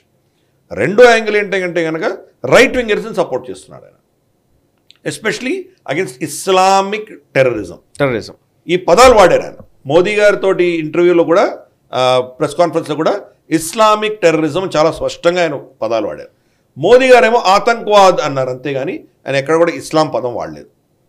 మోదీ గారు స్ట్రాటజీగా ఎప్పుడు ఇస్లామిక్ టెర్రరిజం అని మాడరు, కానీ ఇద్దరు చెప్పేది ఒకటే, ఇస్లామిక్ టెర్రరిజం వ్యతిరేకంగా నేను పోరాడతాను, భారతదేశము అమెరికా ఇద్దరు కలిసి పోరాటం చేస్తామని ఆయన స్టేట్మెంట్ ఇచ్చారు. ఓకే, కాబట్టి ఇజ్రాయెల్కి వ్యతిరేకంగా చేసినటువంటి ఈ టెర్రరిస్టులని ఆయన ఈ శాంక్షన్స్ వల్ల, ఈ ఎగ్జిక్యూటివ్ ఆర్డర్స్ వల్ల వాళ్ళ మీద ఒత్తిడి తీసుకొచ్చే ప్రయత్నం చేస్తున్నారు. సార్, ఒక్కవైపు ఇప్పుడు మీరు చెప్తున్నది ఇప్పుడు అవన్నీ కూడా చాలా చూడ్డానికి చాలా హీరోయిక్గా కనబడుతున్నాయి ట్రంప్ నిర్ణయాలన్నీ కూడా. అంటే కొన్ని అంటే మాస్ అప్పీల్ అంటారు, దాన్ని ఏమంటారు, కొంచెం ఇమేజ్ బిల్డింగ్ యాక్టివిటీస్లో ఏదో ఒక హీరోయిక్గా ఎవరైనా పనిచేస్తున్నారంటే దాన్ని మెచ్చుకోవడం అనేది సాధారణమైన విషయం. అట్లా కనబడుతోంది ట్రంప్ చేస్తున్న పనులు కానివ్వండి, ఇరాన్ మస్క్ ట్వీట్స్ కానివ్వండి, ట్రంప్ ట్విట్టర్ హ్యాండిల్ చూసినా కానివ్వండి, వాళ్ళ స్టేట్మెంట్స్ మొత్తం ఆల్మోస్ట్ ట్రంప్ అడ్మినిస్ట్రేషన్ నుంచి వస్తున్న స్టేట్మెంట్స్ అన్నీ కూడా హీరోయిక్గా ఉన్నాయి. అయితే నా క్వశ్చన్ ఏంటంటే, జనరల్గానే వాళ్ళ డీప్ స్టేట్ అని అంటున్నారు, డీప్ స్టేట్ అమెరికాని రూయిన్ చేసింది, ప్రపంచాన్ని చాలా ఇబ్బందులకు గురి చేస్తుంది, దాంట్లో డౌట్ అక్కర్లేదు. బట్ అమెరికా బతికిందే నిజానికి అమెరికా సర్వైవలే దీన్ని ఆధారంగా చేసుకొని, అలాంటి అమెరికా అంటే వాళ్ళ సర్వైవలే పవర్ని ప్రాక్టీస్ చేయడం మీద. సో పవర్ రకరకాలుగా వాళ్ళు ప్రాక్టీస్ చేస్తూ వచ్చారు. ఒకటి వెపన్ యూజ్ చేస్తారు, ఒక దగ్గర ఏమో డబ్బులు వెదజల్లి వాళ్ళ కంట్రోల్లోకి తెచ్చుకున్నారు, ఇలా అన్ని రకాలుగా చేశారు. బట్ ఇప్పుడు ఆ పవర్ సెంటర్స్ అన్నింటినీ కొలాప్స్ చేస్తే అమెరికా భవిష్యత్తే ప్రమాదంలో ఉండదా? దీని గురించి ఏమైనా చర్చ జరుగుతోందా? అసలు తప్పకుండా ప్రమాదంలో ఉంటుంది. అమెరికా ప్రపంచంలో ఒక గుండాగా ప్రవర్తించకపోతే అమెరికా లేదు, అంతే కదా. వాళ్ళ దుందుడుకు చర్యలు, వాళ్ళ యొక్క ప్రాబల్యం, వాళ్ళ యొక్క ఇన్ఫ్లుయెన్స్ వాళ్ళు కనుక స్థాపించకపోతే అమెరికా అంటే ఎవరికి భయం ఉండదు. ట్రంప్ ప్రస్తుతానికి టారిఫ్లు, ఎకనామిక్గా వీడు వార్ఫేర్ చేస్తున్నాడు ఆయన, కానీ అస్త్రం కూడా వాడడానికి సిద్ధంగా ఉన్నానని చెప్తున్నాడు ఆయన. అఫ్ కోర్స్ యుద్ధాలు ఆపే దిశగా ప్రయత్నాలు చేస్తున్నాడు ఆయన. ట్రంప్తో మాట్లాడడం కావచ్చు, లేదా ఇజ్రాయెల్కి సంబంధించింది కావచ్చు, ఇవన్నీ కూడా చేస్తున్నాడు ఒక ఎత్తున. రెండో ఎత్తున మిలిటరీ స్పెండింగ్ కూడా ఆయన తగ్గించట్లేదు. $915 బిలియన్ ఈ సంవత్సరం బడ్జెట్ ఉండబోతుంది అని చెప్పాడు ఆయన. రెండు బెదిరింపులు కూడా, ఇది చేయకపోతే నేను ఏం చేస్తాను కూడా ఆయన బెదిరిస్తున్నాడు ఆయన. ఫర్ ఇన్స్టెన్స్ మనకు హమాస్కి సంబంధించి మీరు కనుక హాస్టేజెస్ని శనివారం మధ్యాహ్నం 12 గంటల లోపల రిలీజ్ చేయకపోతే హెల్ విల్ బ్రేక్ లూజ్ అన్నాడు ఆయన. కరెక్ట్. అంటే అర్థం ఏంటి? నేను అటాక్ చేస్తానని కదా అర్థం. అంతే. ఇజ్రాయెల్ వాళ్ళు చేస్తారు, కానీ వాళ్ళు కూడా దెబ్బకు తోక ముడిచారు. అయిపోయింది. అది అంటే అస్త్రం ఎలా వాడుతున్నాడు అంటున్నాను. అంటే అమెరికా యొక్క ప్రభావం తగ్గకుండా ఉండే దిశగానే ఆయన ప్రయత్నం చేస్తున్నాడు. ఫస్ట్ ఎకనామిక్ టారిఫ్స్ వేస్తున్నాడు. ఎకనామిక్ టారిఫ్స్ దాటి కనుక ఎవరైనా ఇంకా ప్రవర్తిస్తే శక్తి ప్రయోగం చేయడం కూడా వెనకాడను అని చెప్పి వార్నింగ్ ఇచ్చాడు. ఓకే. కానీ లాంగ్ టర్మ్లో మీరు కనుక ఆ ఫోర్స్ ప్రొజెక్షన్ చేయకపోతే దానివల్ల ఇబ్బందులు తప్పకుండా. అంటే what I mean to say is actually ఇప్పుడు యుఎస్ బతికిందే ప్రపంచం మండుతూ ఉంటే, ప్రపంచ దేశాలు మండుతూ ఉంటే అమెరికా కొంచెం ప్రశాంతంగా ఉంటుంది. అది న్యాచురల్గా 70 ఏళ్లలో మనం చూస్తే అదే కనబడుతోంది. ఇండియా పాకిస్తాన్ మధ్య యుద్ధం ఉండాలి, ఇరాన్ ఇరాక్ మధ్య గతంలో ఉండాలి, ఇరాక్కి ఇంకో దేశానికి పడకూడదు, ఇజ్రాయెల్ పాలస్తీనా కూడా ఉండాలి, చైనాకి తైవాన్ పక్కలో బలెండ్లా ఎప్పటికీ పెరుగుతూనే ఉండాలి. అంటే ఏ కాన్ఫ్లిక్ట్కి సొల్యూషన్ ఉండదు, కానీ ఆ కాన్ఫ్లిక్ట్ నుంచి అమెరికా ఎప్పుడూ లబ్ధి పొందుతూ ఉంటుంది. ఇదే కదా జరిగింది. బట్ ఇప్పుడు నువ్వు కాన్ఫ్లిక్టే లేకుండా చేస్తాను లేదా శాంతియుత ప్రపంచం నిర్మిస్తారు అని అంటే అది అమెరికాకే కష్టం కదా. బికాజ్ వాళ్ళు ఏ ప్రెసిడెంట్ అయినా దీన్ని కంటిన్యూ చేస్తూ వచ్చారు. ఈవెన్ అందరూ రిపబ్లికన్ ప్రెసిడెంట్స్ కూడా అలాగే చేసుకుంటూ వచ్చారు కదా. సో ఆ కంటిన్యూటీని బ్రేక్ చేస్తున్నాడా ట్రంప్? దీనివల్ల ప్రపంచానికి మంచిదే. ఇప్పుడు బికాజ్ ఇండియా, భారత్ లాంటి దేశాలకు చాలా మంచిది. బట్ ఫ్యూచర్ ఆఫ్ ఎవరు ఈ సుప్రీమసీ స్ట్రగుల్లో ఎవరు నిలబడతారు, ఎవరు పవర్ సెంటర్గా మారుతారు, ఇక్కడ ఏమైనా జస్ట్ గెస్ వర్క్ అయితే. అంటే ఇప్పుడు గతసారి డొనాల్డ్ ట్రంప్ ప్రెసిడెన్సీలో కాసిం సులేమానీని చంపేశాడు. అవునవును. కాబట్టి డొనాల్డ్ ట్రంప్ కూడా శక్తి ప్రయోగం చేశాడు ఆయన. సో రేపటి రోజు చేయడం మనకేమి గ్యారంటీలు లేవు. కరెక్టే. కానీ ఈ చెప్పేటప్పుడు మాత్రం నేను శాంతిని తీసుకొస్తాను, యుద్ధాలు అక్కర్లేదు, వెపన్స్ తగ్గించాలి, ఇవన్నీ మాట్లాడుతున్నాడు ఆయన. అయినంత మాత్రాన ఆయనకు వచ్చే బ్రీఫింగ్ ఆయన రిజెక్ట్ చేస్తాడని నేను అనుకోను. First. Second, American economic model ఎట్లాంటిదంటే 2 యుద్ధాల మధ్యలో రెసిషన్లకు వెళ్ళిపోతుంది. యుద్ధం అయిపోయిందంటే రెసిషన్లకు వెళ్ళిపోతుంది. రెసిషన్ నుంచి బయటికి రావాలంటే మళ్ళీ యుద్ధం రావాలి. అదే అంతే. సో 2 యుద్ధాల మధ్యలో రెసిషన్కి వెళ్తారు. ఓకే. కాకపోతే ఇప్పుడు ఆయన దగ్గర 3-4 సంవత్సరాల వ్యవధి ఉంది కాబట్టి 3-4 సంవత్సరాల్లో బహుశా ఒక సంవత్సరంన్నర 2 సంవత్సరాలు యుద్ధం లేకపోయినా ఆయన మేనేజ్ చేయవచ్చు. 2 సంవత్సరాల తర్వాత యుద్ధం లేకపోతే మళ్ళీ ఇబ్బందులు వస్తాయి. కాబట్టి ఎక్కడో కాన్ఫ్లిక్ట్ అనేది ఉండక తప్పదు. ప్లస్ వాళ్ళ డిఫెన్స్ లాబీ ఊరుకోదు. ఇవన్నీ ఇబ్బందులు ఉన్నాయి వాళ్ళ. ఫర్ ఇన్స్టెన్స్ ఎక్కడో కొన్ని వార్తలు కూడా వింటున్నాను, మేబీ డాలర్ని ఆయన డివాల్యూ చేస్తారేమో అని కూడా కొంతమంది సజెస్ట్ చేస్తున్నారు. అది అవుతుందో లేదో మనకు తెలియదు. ఎందుకంటే వాళ్ళకు ఉన్నటువంటి అప్పులు $37 ట్రిలియన్ అప్పులు ఉన్నాయి ఈరోజు అమెరికాలో. దాన్ని తగ్గించుకునే దిశగా ఆయన ప్రయత్నం చేయకపోతే మళ్ళీ ఈ యొక్క రెసిషన్ వచ్చేటువంటి ప్రమాదం ఉంది. కాబట్టి నువ్వు చెప్పిన మాట కరెక్ట్. ఇవాళ హెజిమనీ, వాళ్ళ ఆధిపత్యం వాళ్ళ కనుక చూపించకపోతే అమెరికాని ఎవరు పట్టించుకోరు, బేఖాతరు చేస్తారు, కొలాప్స్ అవుతుంది అది. అందుకనే డొనాల్డ్ ట్రంప్ కూడా 1 సంవత్సరం 2 సంవత్సరాలు ఈ యొక్క ఆయన అనుకున్నటువంటి టారిఫ్ వార్ చేసి రిజల్ట్ సాధించకపోతే మళ్ళీ ఆయన కూడా ఎక్కడో ఒక యుద్ధం చేయక తప్పదు. అమెరికన్ మోడలే అటువంటిది. చెప్పడం ఏమైనా చెప్పొచ్చు. కరెక్ట్. ఒబామాకి నోబెల్ పీస్ ప్రైజ్ కూడా ఇచ్చారు. కానీ ఒబామా కాలంలో ఎన్ని యుద్ధాలు చేశాడని, ఎన్ని వేల మందిని చంపాడు ఆయన. కాబట్టి ఇదంతా కూడాను చెప్పడానికి వేరే ఉంటుంది, అది చేసే వేరే ఉంటాయి. డొనాల్డ్ ట్రంప్ని అటువంటి పరిస్థితుల్లో ఉండే దిశగా ఆయన కంప్లీట్గా యుద్ధాలు అన్నది అవాయిడ్ చేసే దిశగా ఆయన ఎటువంటి ఆర్డర్స్ ఇచ్చినా ఈయనకు వ్యతిరేకంగా బయట జరిగేటువంటి కుట్రలు ఏవైతే ఉన్నాయో ఈయనని దాన్ని ఆ యుద్ధంలో పార్టిసిపేట్ చేసే దిశగా ఈయనని ఫోర్స్ చేయొచ్చు రేపు. కాబట్టి ఏమవుతుంది మనం చెప్పడం కష్టం. ఇప్పుడైతే ఆయన ఇచ్చిన స్టేట్మెంట్స్ అలాగే తీసుకుందాం మనం. కానీ ఎటర్నల్గా పర్మనెంట్గా ఇది కనుక కంటిన్యూ అయితే అమెరికా ఉండదు. అమెరికా యొక్క హెజిమనీ పడిపోతుంది. అమెరికా అన్నది ప్రపంచంలో ఎవడో పట్టించుకోడు. ఎస్. అండ్ కాబట్టి నువ్వు చెప్పింది చాలా కరెక్ట్. అది అమెరికా ఆ యొక్క ఫోర్స్ చూపించకపోతే, ఆ క్షాత్రం చూపించకపోతే అమెరికా ఉండదు. డొనాల్డ్ ట్రంప్ దానికి వ్యతిరేకంగా మాట్లాడుతున్నాడు. ఇది ఫర్ ఎగ్జాంపుల్ జెలెన్స్కీతో మాట్లాడారు అండ్ ఆయన పుతిన్తో కూడా మాట్లాడారు ఫోన్ కాల్ ట్రంప్. ఈ వీక్లోనే జరిగిన డెవలప్మెంట్ ఇది. తను ఈ టైంలో ఇప్పుడు యాక్చువల్లీ నేటో మెంబర్షిప్ గురించే కదా అంతా గొడవ మొదలైంది. నేటోలో ఉక్రెయిన్ జాయిన్ అవ్వకూడదు అనేది రష్యా ఆలోచన. సో జాయిన్ అయితే మళ్ళీ మొత్తం పక్కలో బల్లెంలాగా మొత్తం నేటో ఫోర్సెస్ అన్నీ వస్తాయి. సో రష్యాకి ఇబ్బంది కాబట్టి రష్యా అటాక్ చేసింది. బేసిక్ అంశం ఎక్కడైతే సమస్య మొదలైందో ఆ సమస్య పూర్తిగా మారిపోయింది ఈరోజు. పీట్ హెగ్సెత్ ఎవరైతే డిఫెన్స్ సెక్రటరీ ఉన్నారో ఆయన ఇచ్చిన స్టేట్మెంట్ ఏంటంటే నేటో మెంబర్షిప్ గురించి మీరు ఆలోచన మానుకోండి ఉక్రెయిన్ అనేది చాలా ఖరాఖండిగా తేల్చేశారు. సో రూట్ కాజ్ ఏదైతే ఈ 2 సంవత్సరాల నుంచి యుద్ధం జరిగిందో అదే పోయింది. ఇంకా నేటో మెంబర్షిప్ అనేది లేదు. అండ్ జెలెన్స్కీ కూడా ఈరోజు ఏం చేయాలో దిక్కుతోచిన స్థితిలోకి వెళ్ళిపోయారు. పుతిన్ ఏవైతే చెప్పారో వాటి అన్నిటికీ ట్రంప్ అంగీకరించారని వార్తలు వస్తున్నాయి. కెన్ యూ ప్లీజ్ ఎక్స్ప్లెయిన్ ఏం జరిగింది? కరెక్ట్. రమారమి 2.5 గంటల సేపు ఇద్దరు మాట్లాడుకున్నారని తెలుస్తోంది మనకి. వ్లాడిమిర్ పుటిన్ తర్వాత డొనాల్డ్ ట్రంప్. మనకు బైడెన్ హయాంలో వాళ్ళిద్దరు ఎప్పుడు మాట్లాడుకోలేదు. బైడెన్ ప్రభుత్వము వాళ్ళ డీప్ స్టేట్ అంతా కూడా యుద్ధం ఎంతకాలం కొనసాగితే అంత బాగుంటుంది అని వాళ్ళు పాలసీలన్నీ పుతిన్ని అసలు రకరకాల రాక్షసుడిగా అభివర్ణించారు. మీరు ఇందాకన్నా ఐసీసీ కూడా ఆయన మీద అరెస్ట్ వారెంట్ ఇష్యూ చేసింది. అరెస్ట్ వారెంట్ ఇష్యూ చేసిన పుటిన్ని అమెరికా రమ్మని ఇన్వైట్ చేశారు ఈయన డొనాల్డ్ ట్రంప్. అలాగే నేను రష్యాకి వెళ్తానన్నారు. ఇద్దరు ఒకరు పరస్పరంగా దేశాలకు వెళ్దాము. ఆయన చాలా స్పష్టంగా చెప్తున్నారు. చైనా తర్వాత రష్యా భారతదేశము ఇటువంటి దేశాలన్నీ కూడా అమెరికాను మనందరం కలిసి పురోగతి సాధించాలి అని ఒక ఐడియాతో ఆయన మాట్లాడుతున్నారు. ఆయన సరే అది ఎంతవరకు ఫీజబుల్ కాదు ఇవన్నీ చర్చలు ఎలా ఉన్నా కనీసం దట్స్ అ రైట్ స్టేట్మెంట్. ఇచ్చిన స్టేట్మెంట్ ఒప్పుకోవాలి. వ్లాడిమిర్ పుటిన్తో 2.5 గంటలు చర్చించినప్పుడు దాని తర్వాత లిటరల్గా ఆ రష్యా ఏం కోరుకుంటుందో అదంతా యాక్సెప్ట్ చేశాడు ఆయన. కరెక్ట్. నేటో మెంబర్షిప్ యుక్రెయిన్కి ఇవ్వము ఒకటి. రెండవది 2014 కంటే ముందర ఉన్నటువంటి జాగ్రఫీ ఉండదు. రష్యా ఆక్యుపై చేసింది కొంత. సరే మీ ఇద్దరు నెగోషియేట్ చేసుకోండి అని చెప్పి వదిలేశారు ఓపెన్ ఎండెడ్గా. కానీ మీరు గతంలో ఉన్న మొత్తం భూభాగం మళ్ళీ మాకు వెనక్కి ఇస్తేనే మేము చర్చలు చేస్తాము, అటువంటివన్నీ ఉండదు, కాంప్రమైజ్ అవ్వక తప్పదు, చాలా స్పష్టంగా చెప్పారు ఆయన. మూడవది రష్యాని ఆయన చాలా పొగిడారు ఆయన. రష్యా మనకు 2వ ప్రపంచ యుద్ధంలో చాలా లక్షల మంది చనిపోయారు. మన ఇద్దరు కలిస్తేనే మనం నాజీజన్ మనం కొట్టగలిగాము. రష్యన్ ప్రజలు రష్యన్ సంస్కృతి చాలా గొప్పది, దాన్ని మేము గౌరవిస్తాము, వాళ్ళు మైత్రి పెట్టుకుంటామని స్టేట్మెంట్ ఇచ్చారు. ఇవన్నీ కూడా ఏంటంటే కనుక లిటరల్గా వాళ్ళ deep state American deep state వాళ్ళ ఆలోచన దృక్పథానికి కంప్లీట్ 180 degrees ఆపోజిట్ వెళ్ళిపోయారు ఆయన. ఎందుకంటే ఆయన దృష్టిలో బిగ్గెస్ట్ ఛాలెంజ్ చైనా.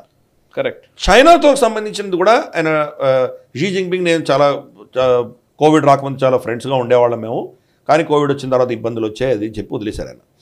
అంటే వ్లాడిమిర్ పుటిన్ తోటి చర్చలు జరిగిన తర్వాత అనౌన్స్ చేశారు ఆయన ఇమ్మీడియట్గా ఈ యొక్క సీజ్ ఫైర్కి సంబంధించి సెటిల్మెంట్కి సంబంధించి నెగోషియేషన్స్ మేము మొదలు పెట్టబోతున్నామని స్టేట్మెంట్ ఇచ్చారు ఆయన.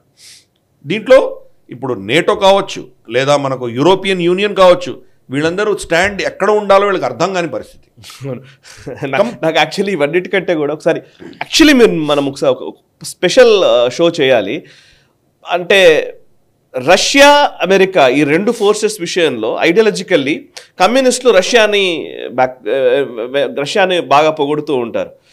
ఈరోజు కమ్యూనిస్టులు లేదా కమ్యూనిస్టులని చెప్తున్న లెఫ్ట్ ఎకోసిస్టమ్ అంతా కూడా జెలెన్స్కీ వైపు ఉంది, సో ఉక్రెయిన్ వైపు ఉంది.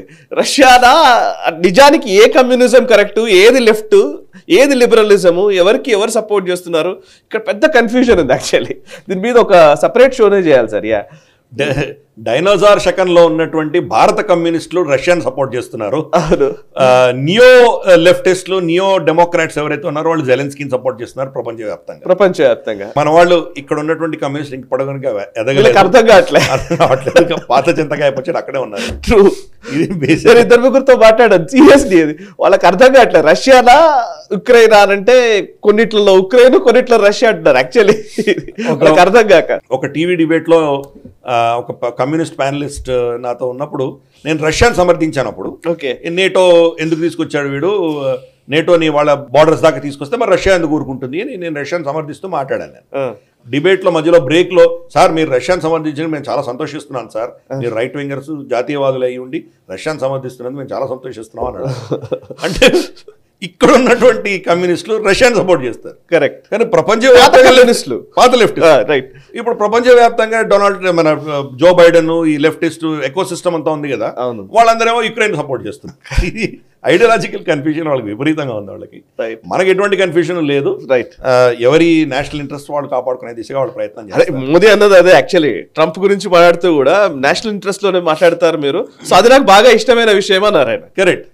మీరేమో మెగా అంటారు, మేక్ అమెరికా గ్రేట్ అగైన్. మేము కూడా మిగా, మేక్ ఇండియా గ్రేట్ అగైన్. మేము కూడా అదే ప్రయత్నం చేస్తున్నాము.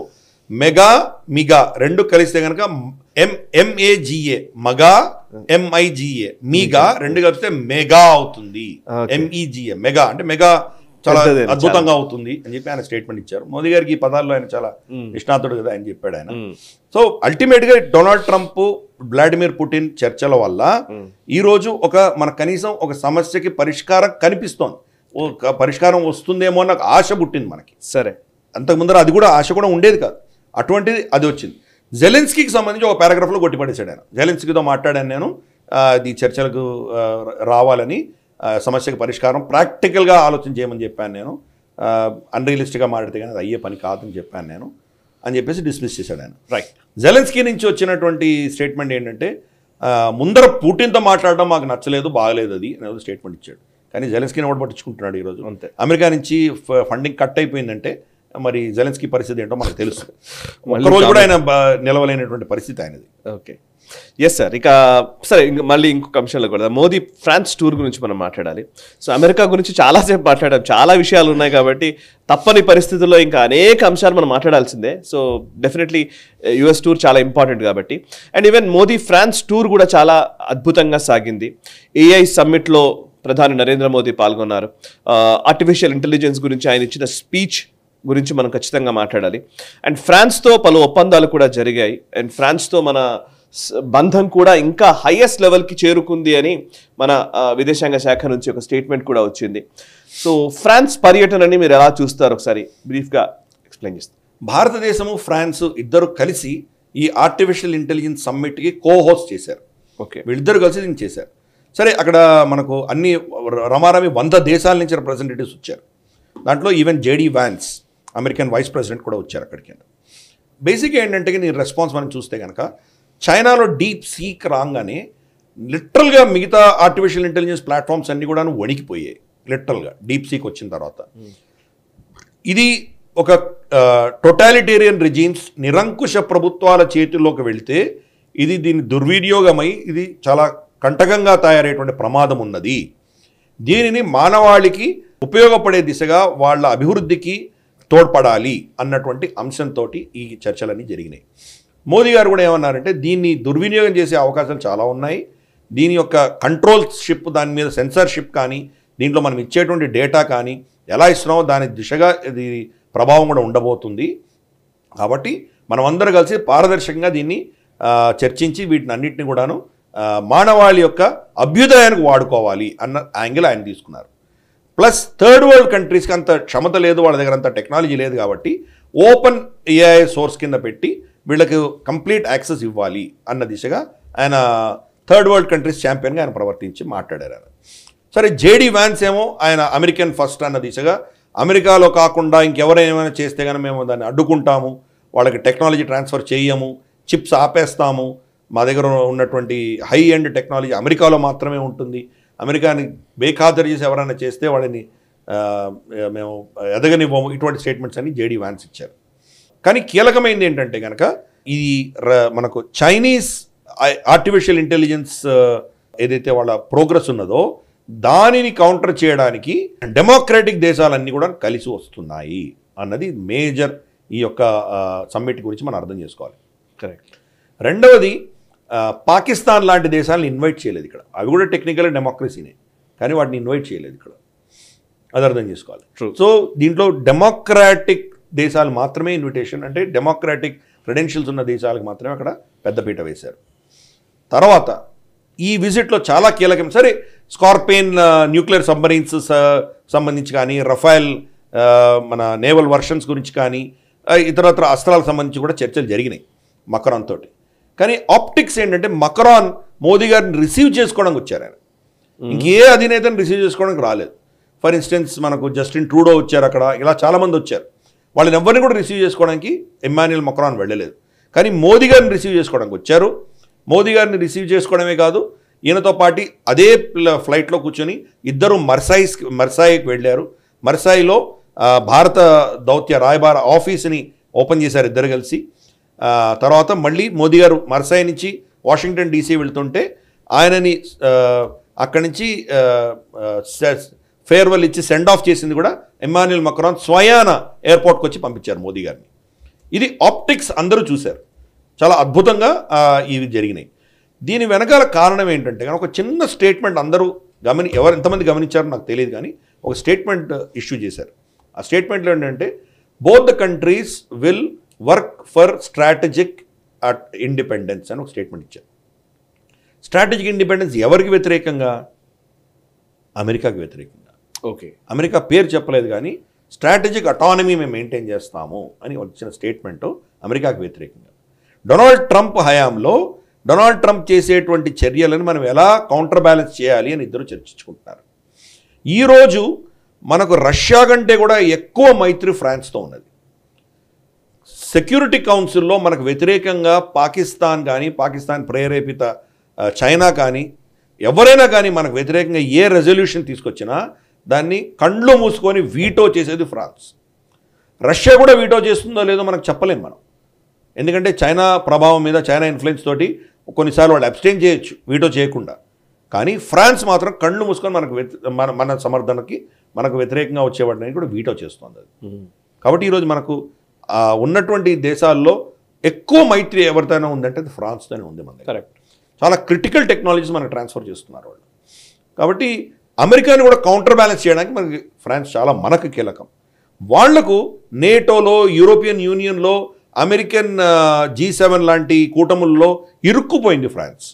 వాళ్ళకి స్వతంత్రం లేకుండా ఉన్నారు వాళ్ళు. ఓకే, అమెరికాకు వ్యతిరేకంగా ఏదైనా మాట్లాడాలంటే కనుక వాళ్ళకి ఇబ్బందికరమైన పరిస్థితి. భారతదేశంతో మైత్రి చేయడం వల్ల ఆ యొక్క అవకాశం వాళ్ళకి ఉన్నది వాళ్ళకి. అందుకని ఇమ్మాన్యుయల్ మక్రాన్ మోదీ గారికి అంత ఇంపార్టెన్స్ ఇచ్చారు. అందుకని ఇమ్మాన్యుయల్ మక్రాన్ మోదీ గారి స్టేట్మెంట్లో స్ట్రాటజిక్ అటానమీ గురించి మాట్లాడారు. ఇది మనం అర్థం చేసుకోవాలి. అందుకని ఆ యొక్క విజిట్ చాలా చాలా కీలకమైన విజిట్ అది. రేపటి రోజు అఫ్కోర్స్ ట్రంప్ 4 సంవత్సరాలు ఉంటారు, తర్వాత పరిస్థితి ఏంటి? So long term strategic interests అన్నీ కూడా వీళ్ళిద్దరు కలిసి చేస్తున్నారు. మనకు సౌత్ ఈస్ట్ ఏషియాలో కొన్ని దీవులు ఫ్రాన్స్ కంట్రోల్లో ఉన్నాయి. కాబట్టి లిటరల్గా చెప్పాలంటే ఫ్రాన్స్ కూడా ఒక ఇండో పెసిఫిక్ దేశం కిందన మనం భావించవచ్చు. ఇండో పెసిఫిక్ ఇంట్రెస్ట్ వాళ్ళకు కూడా ఉన్నాయి. కాబట్టి ఫ్రాన్స్తో మనకు ఉన్నటువంటి మైత్రి వల్ల మనం అమెరికన్ ఇన్ఫ్లుయెన్స్ కావచ్చు, నేటో ఇన్ఫ్లుయెన్స్ కావచ్చు, లేదా చైనీస్ ఇన్ఫ్లుయెన్స్ కావచ్చు, వీటిని అన్నిటి కూడా కౌంటర్ బ్యాలెన్స్ చేయగలిగినటువంటి ఒక ఆపర్చునిటీ మనకున్నది. ఓకే, అందుకని ఈ విజిట్ అన్నది చాలా కీలకమైన విజిట్. ఈ యొక్క స్ట్రాటజిక్ పార్ట్నర్షిప్ అనేది స్పష్టంగా కనిపించింది ఆప్టిక్స్లో. ఎస్, సరిగా ఈ వారం గ్లోబల్ రౌండప్లో collapse of the western society సెగ్మెంట్లోకి వెళదాం. సార్, పాశ్చాత్య సమాజాలు ఎలా కొలాప్స్ అవుతున్నాయి అనే అంశానికి సంబంధించి మనం ప్రతి వారం ఏదో కొన్ని అంశాల గురించి మనం చర్చిస్తూ ఉన్నాము. ఆ వారంలో జరిగిన విషయాల గురించి చెప్తూ ఉన్నాము. అందులో ఈ వారం కొలాప్స్ ఆఫ్ ద వెస్టర్న్ సొసైటీలో ఒక అంశం ఉంది. ఇది చాలా విచిత్రంగా అనిపించింది నాకు. అఫ్కోర్స్ విచిత్రాలే ఇందులో మాట్లాడుతున్నాం ఈ సెగ్మెంట్లో అనుకోండి. $10 million వర్త్ ట్యాక్స్ పేయర్ మనీని ఎలకలు లేకపోతే కోతులు వాటి ట్రాన్స్జెండర్గా మార్చడానికి లేదా ట్రాన్స్జెండర్గా దాన్ని చేసే ఒక ప్రక్రియలో భాగంగా నిజానికి ఈ ట్రాన్స్జెండర్ పిచ్చిని లాస్ట్కి జీవులకు కూడా, మిగతా జీవులకు కూడా పాకించే ప్రయత్నం చేస్తున్నారేమో అనిపిస్తుంది. ఒక ప్రయోగాల కోసమని ఖర్చు చేశారు అనేది Congress women Nancy mace reveal చేశారు. ఆల్మోస్ట్ $10 million దీనికోసం ఖర్చు చేశారండి. ఈ పిచ్చి పనుల కోసం ఇన్ని లక్షల రూపాయలు, కోట్ల రూపాయలు ఖర్చు చేస్తున్నారు. ఒకసారి దీని గురించి వివరిస్తారా? నిజంగా చాలా అతి దారుణమైనటువంటి పరిస్థితి ఇది. వాళ్ళ సమాజం ఎటు వెళ్తోంది, నిజంగా కొలాప్స్ అవుతోందని మనం స్పష్టంగా కనిపిస్తోంది మనకి. జంతువులలో కూడా మీరు లింగ భేదాలు వాటిలో ఎక్స్పెరిమెంట్స్ చేస్తున్నారంటే మీ మానసికత ఎటువంటిదో మనకు అర్థమవుతుంది. ఎంత కుళ్ళిపోయిందో మనం అర్థం చేసుకోవచ్చు. వాళ్ళకున్నది ఏంటి? జంతువు ప్రపంచంలో ఏముంటాయి? మేల్ ఫీమేల్ రెండే ఉంటాయి. ట్రాన్స్జెండర్స్ ఎక్కడ ఉంటాయి? ట్రాన్స్జెండర్ అనేది మీ ఆలోచన దృక్పథంలో మీకు ఉన్నది, ఇవన్నీ వచ్చినాయి. కానీ వాటిలో ఏమున్నాయి? వాటిల్లో ఎక్స్పెరిమెంటేషన్ చేసి ఇన్ఫ్యాక్ట్ మన చిన్న చిన్న పిల్లల కార్టూన్స్ మనం వెళ్ళి చూసామంటే కార్టూన్స్లో జంతువుల కార్టూన్స్ ఉంటాయి. జంతువుల కార్టూన్స్లో కూడా ఈ ట్రాన్స్జెండర్ తీసుకొచ్చారు. నేను చూశాను, ఒక క్లిప్ చూశాను నేను. ఒక ఆవు చిన్న దూడతో మాట్లాడుతుంటుంది. దూడ అంటుంది, నువ్వు నన్ను ఎందుకు మగపిల్లవాడిని సంబోధిస్తున్నావు, నాకు మొగన ఆడను ఇంకా పెద్దగా అయ్యాక తెలుస్తుంది, నేను నా బైనరీ నువ్వు గౌరవించట్లేదు, ఎందుకు గౌరవించట్లేదు? మై గాడ్, ఇది ప్రమాదం. ఇది అసలు కార్టూన్సే కదా పిల్లలు చూసేది. అదే. మనకు పేరెంట్స్ అందరూ ఏంటంటే మన దేశంలో కూడా మనం చూసామంటే, నేను కుంభమేళా నుంచి వస్తున్నప్పుడు కూడా ట్రైన్లో నేను చూశాను. నేను చిన్న పిల్లని తీసుకొస్తున్నారు కుటుంబం. ఆ పిల్లని ఎలా మేనేజ్ చేయాలో వాళ్ళకి తెలియదు. ఒక యూట్యూబ్లో ఫోన్ ఇచ్చేస్తారు, ఫోన్లో కార్టూన్స్ నడుస్తూ ఉంటాయి, పడేస్తారు, ఆ పిల్ల వీళ్ళని డిస్టర్బ్ చేయరు. ఈరోజు పరిస్థితి అది. దాంట్లో మొత్తం ఈ ట్రాన్స్జెండరిజమే కొడుతున్నారు. దాంట్లో ట్రాన్స్జెండరిజం, బైనరీ, ఇది తర్వాత వోక్ కల్చరు. బైనరీ అంటే గుడ్ బ్యాడ్, ఈ రెండింటి మధ్యలో ఇంకేం ఉండదు.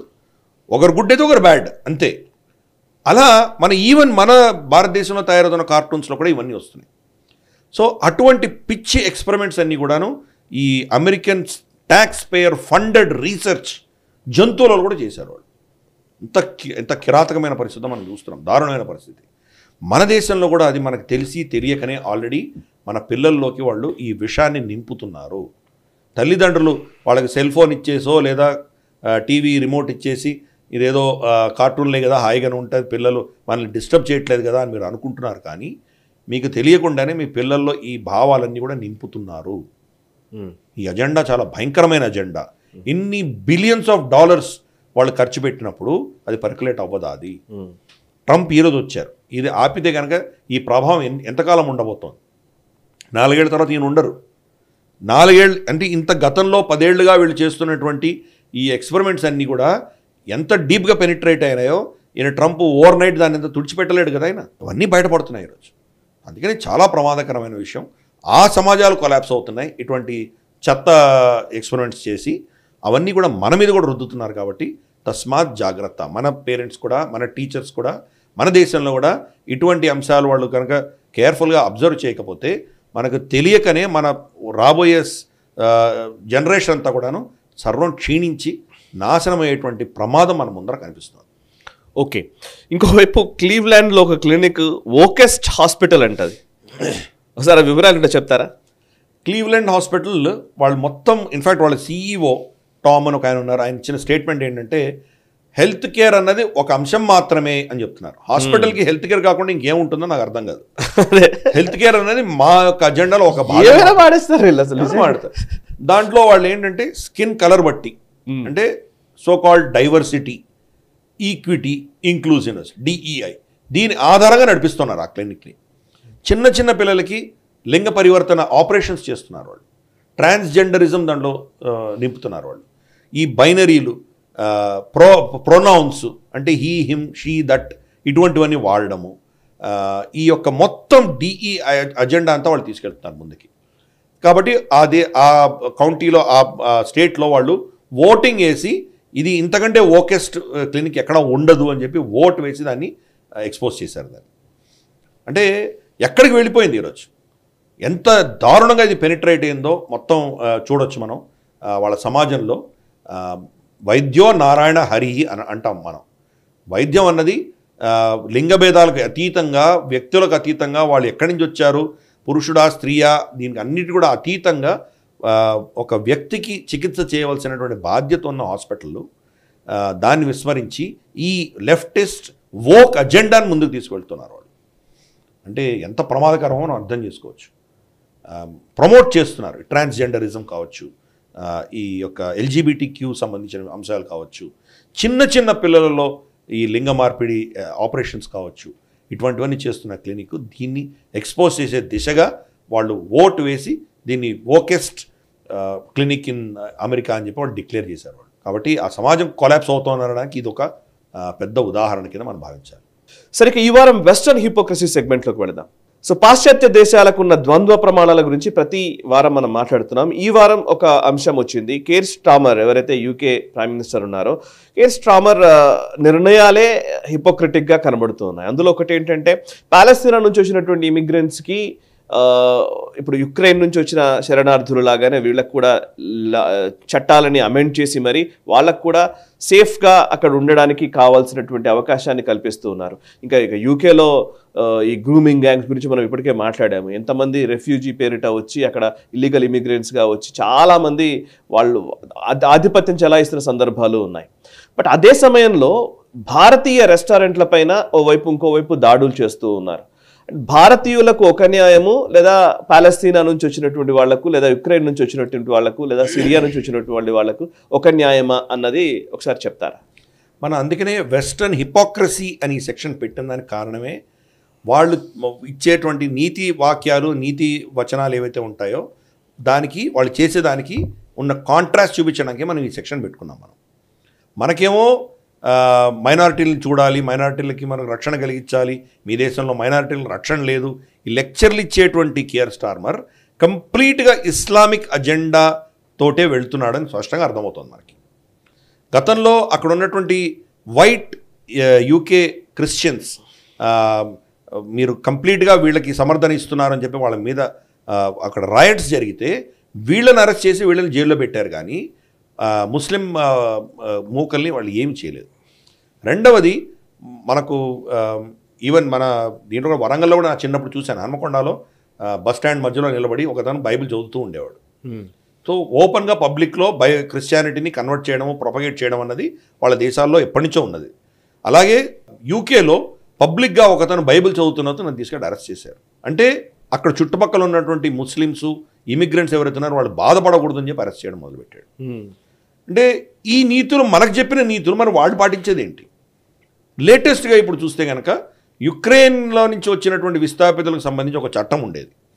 ఆ చట్టాన్ని వాడుకొని దాంట్లో చిన్న లూప్ హోల్స్ని వాడుకొని అక్కడ వచ్చినటువంటి కొన్ని గాజా నుంచి విస్థాపితులైనటువంటి ఒక కుటుంబము వాళ్ళు అక్కడ అజైలం అడిగితే కనుక అక్కడి చట్టాలు, అక్కడి డిపార్ట్మెంట్స్ దాన్ని రిఫ్యూజ్ చేసాయి.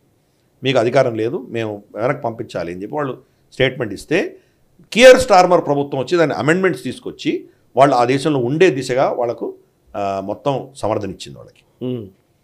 సరే, అది వాళ్ళ ఇష్టం, ఏ దేశంలో ఏం చేస్తారో అది పర్వాలేదు.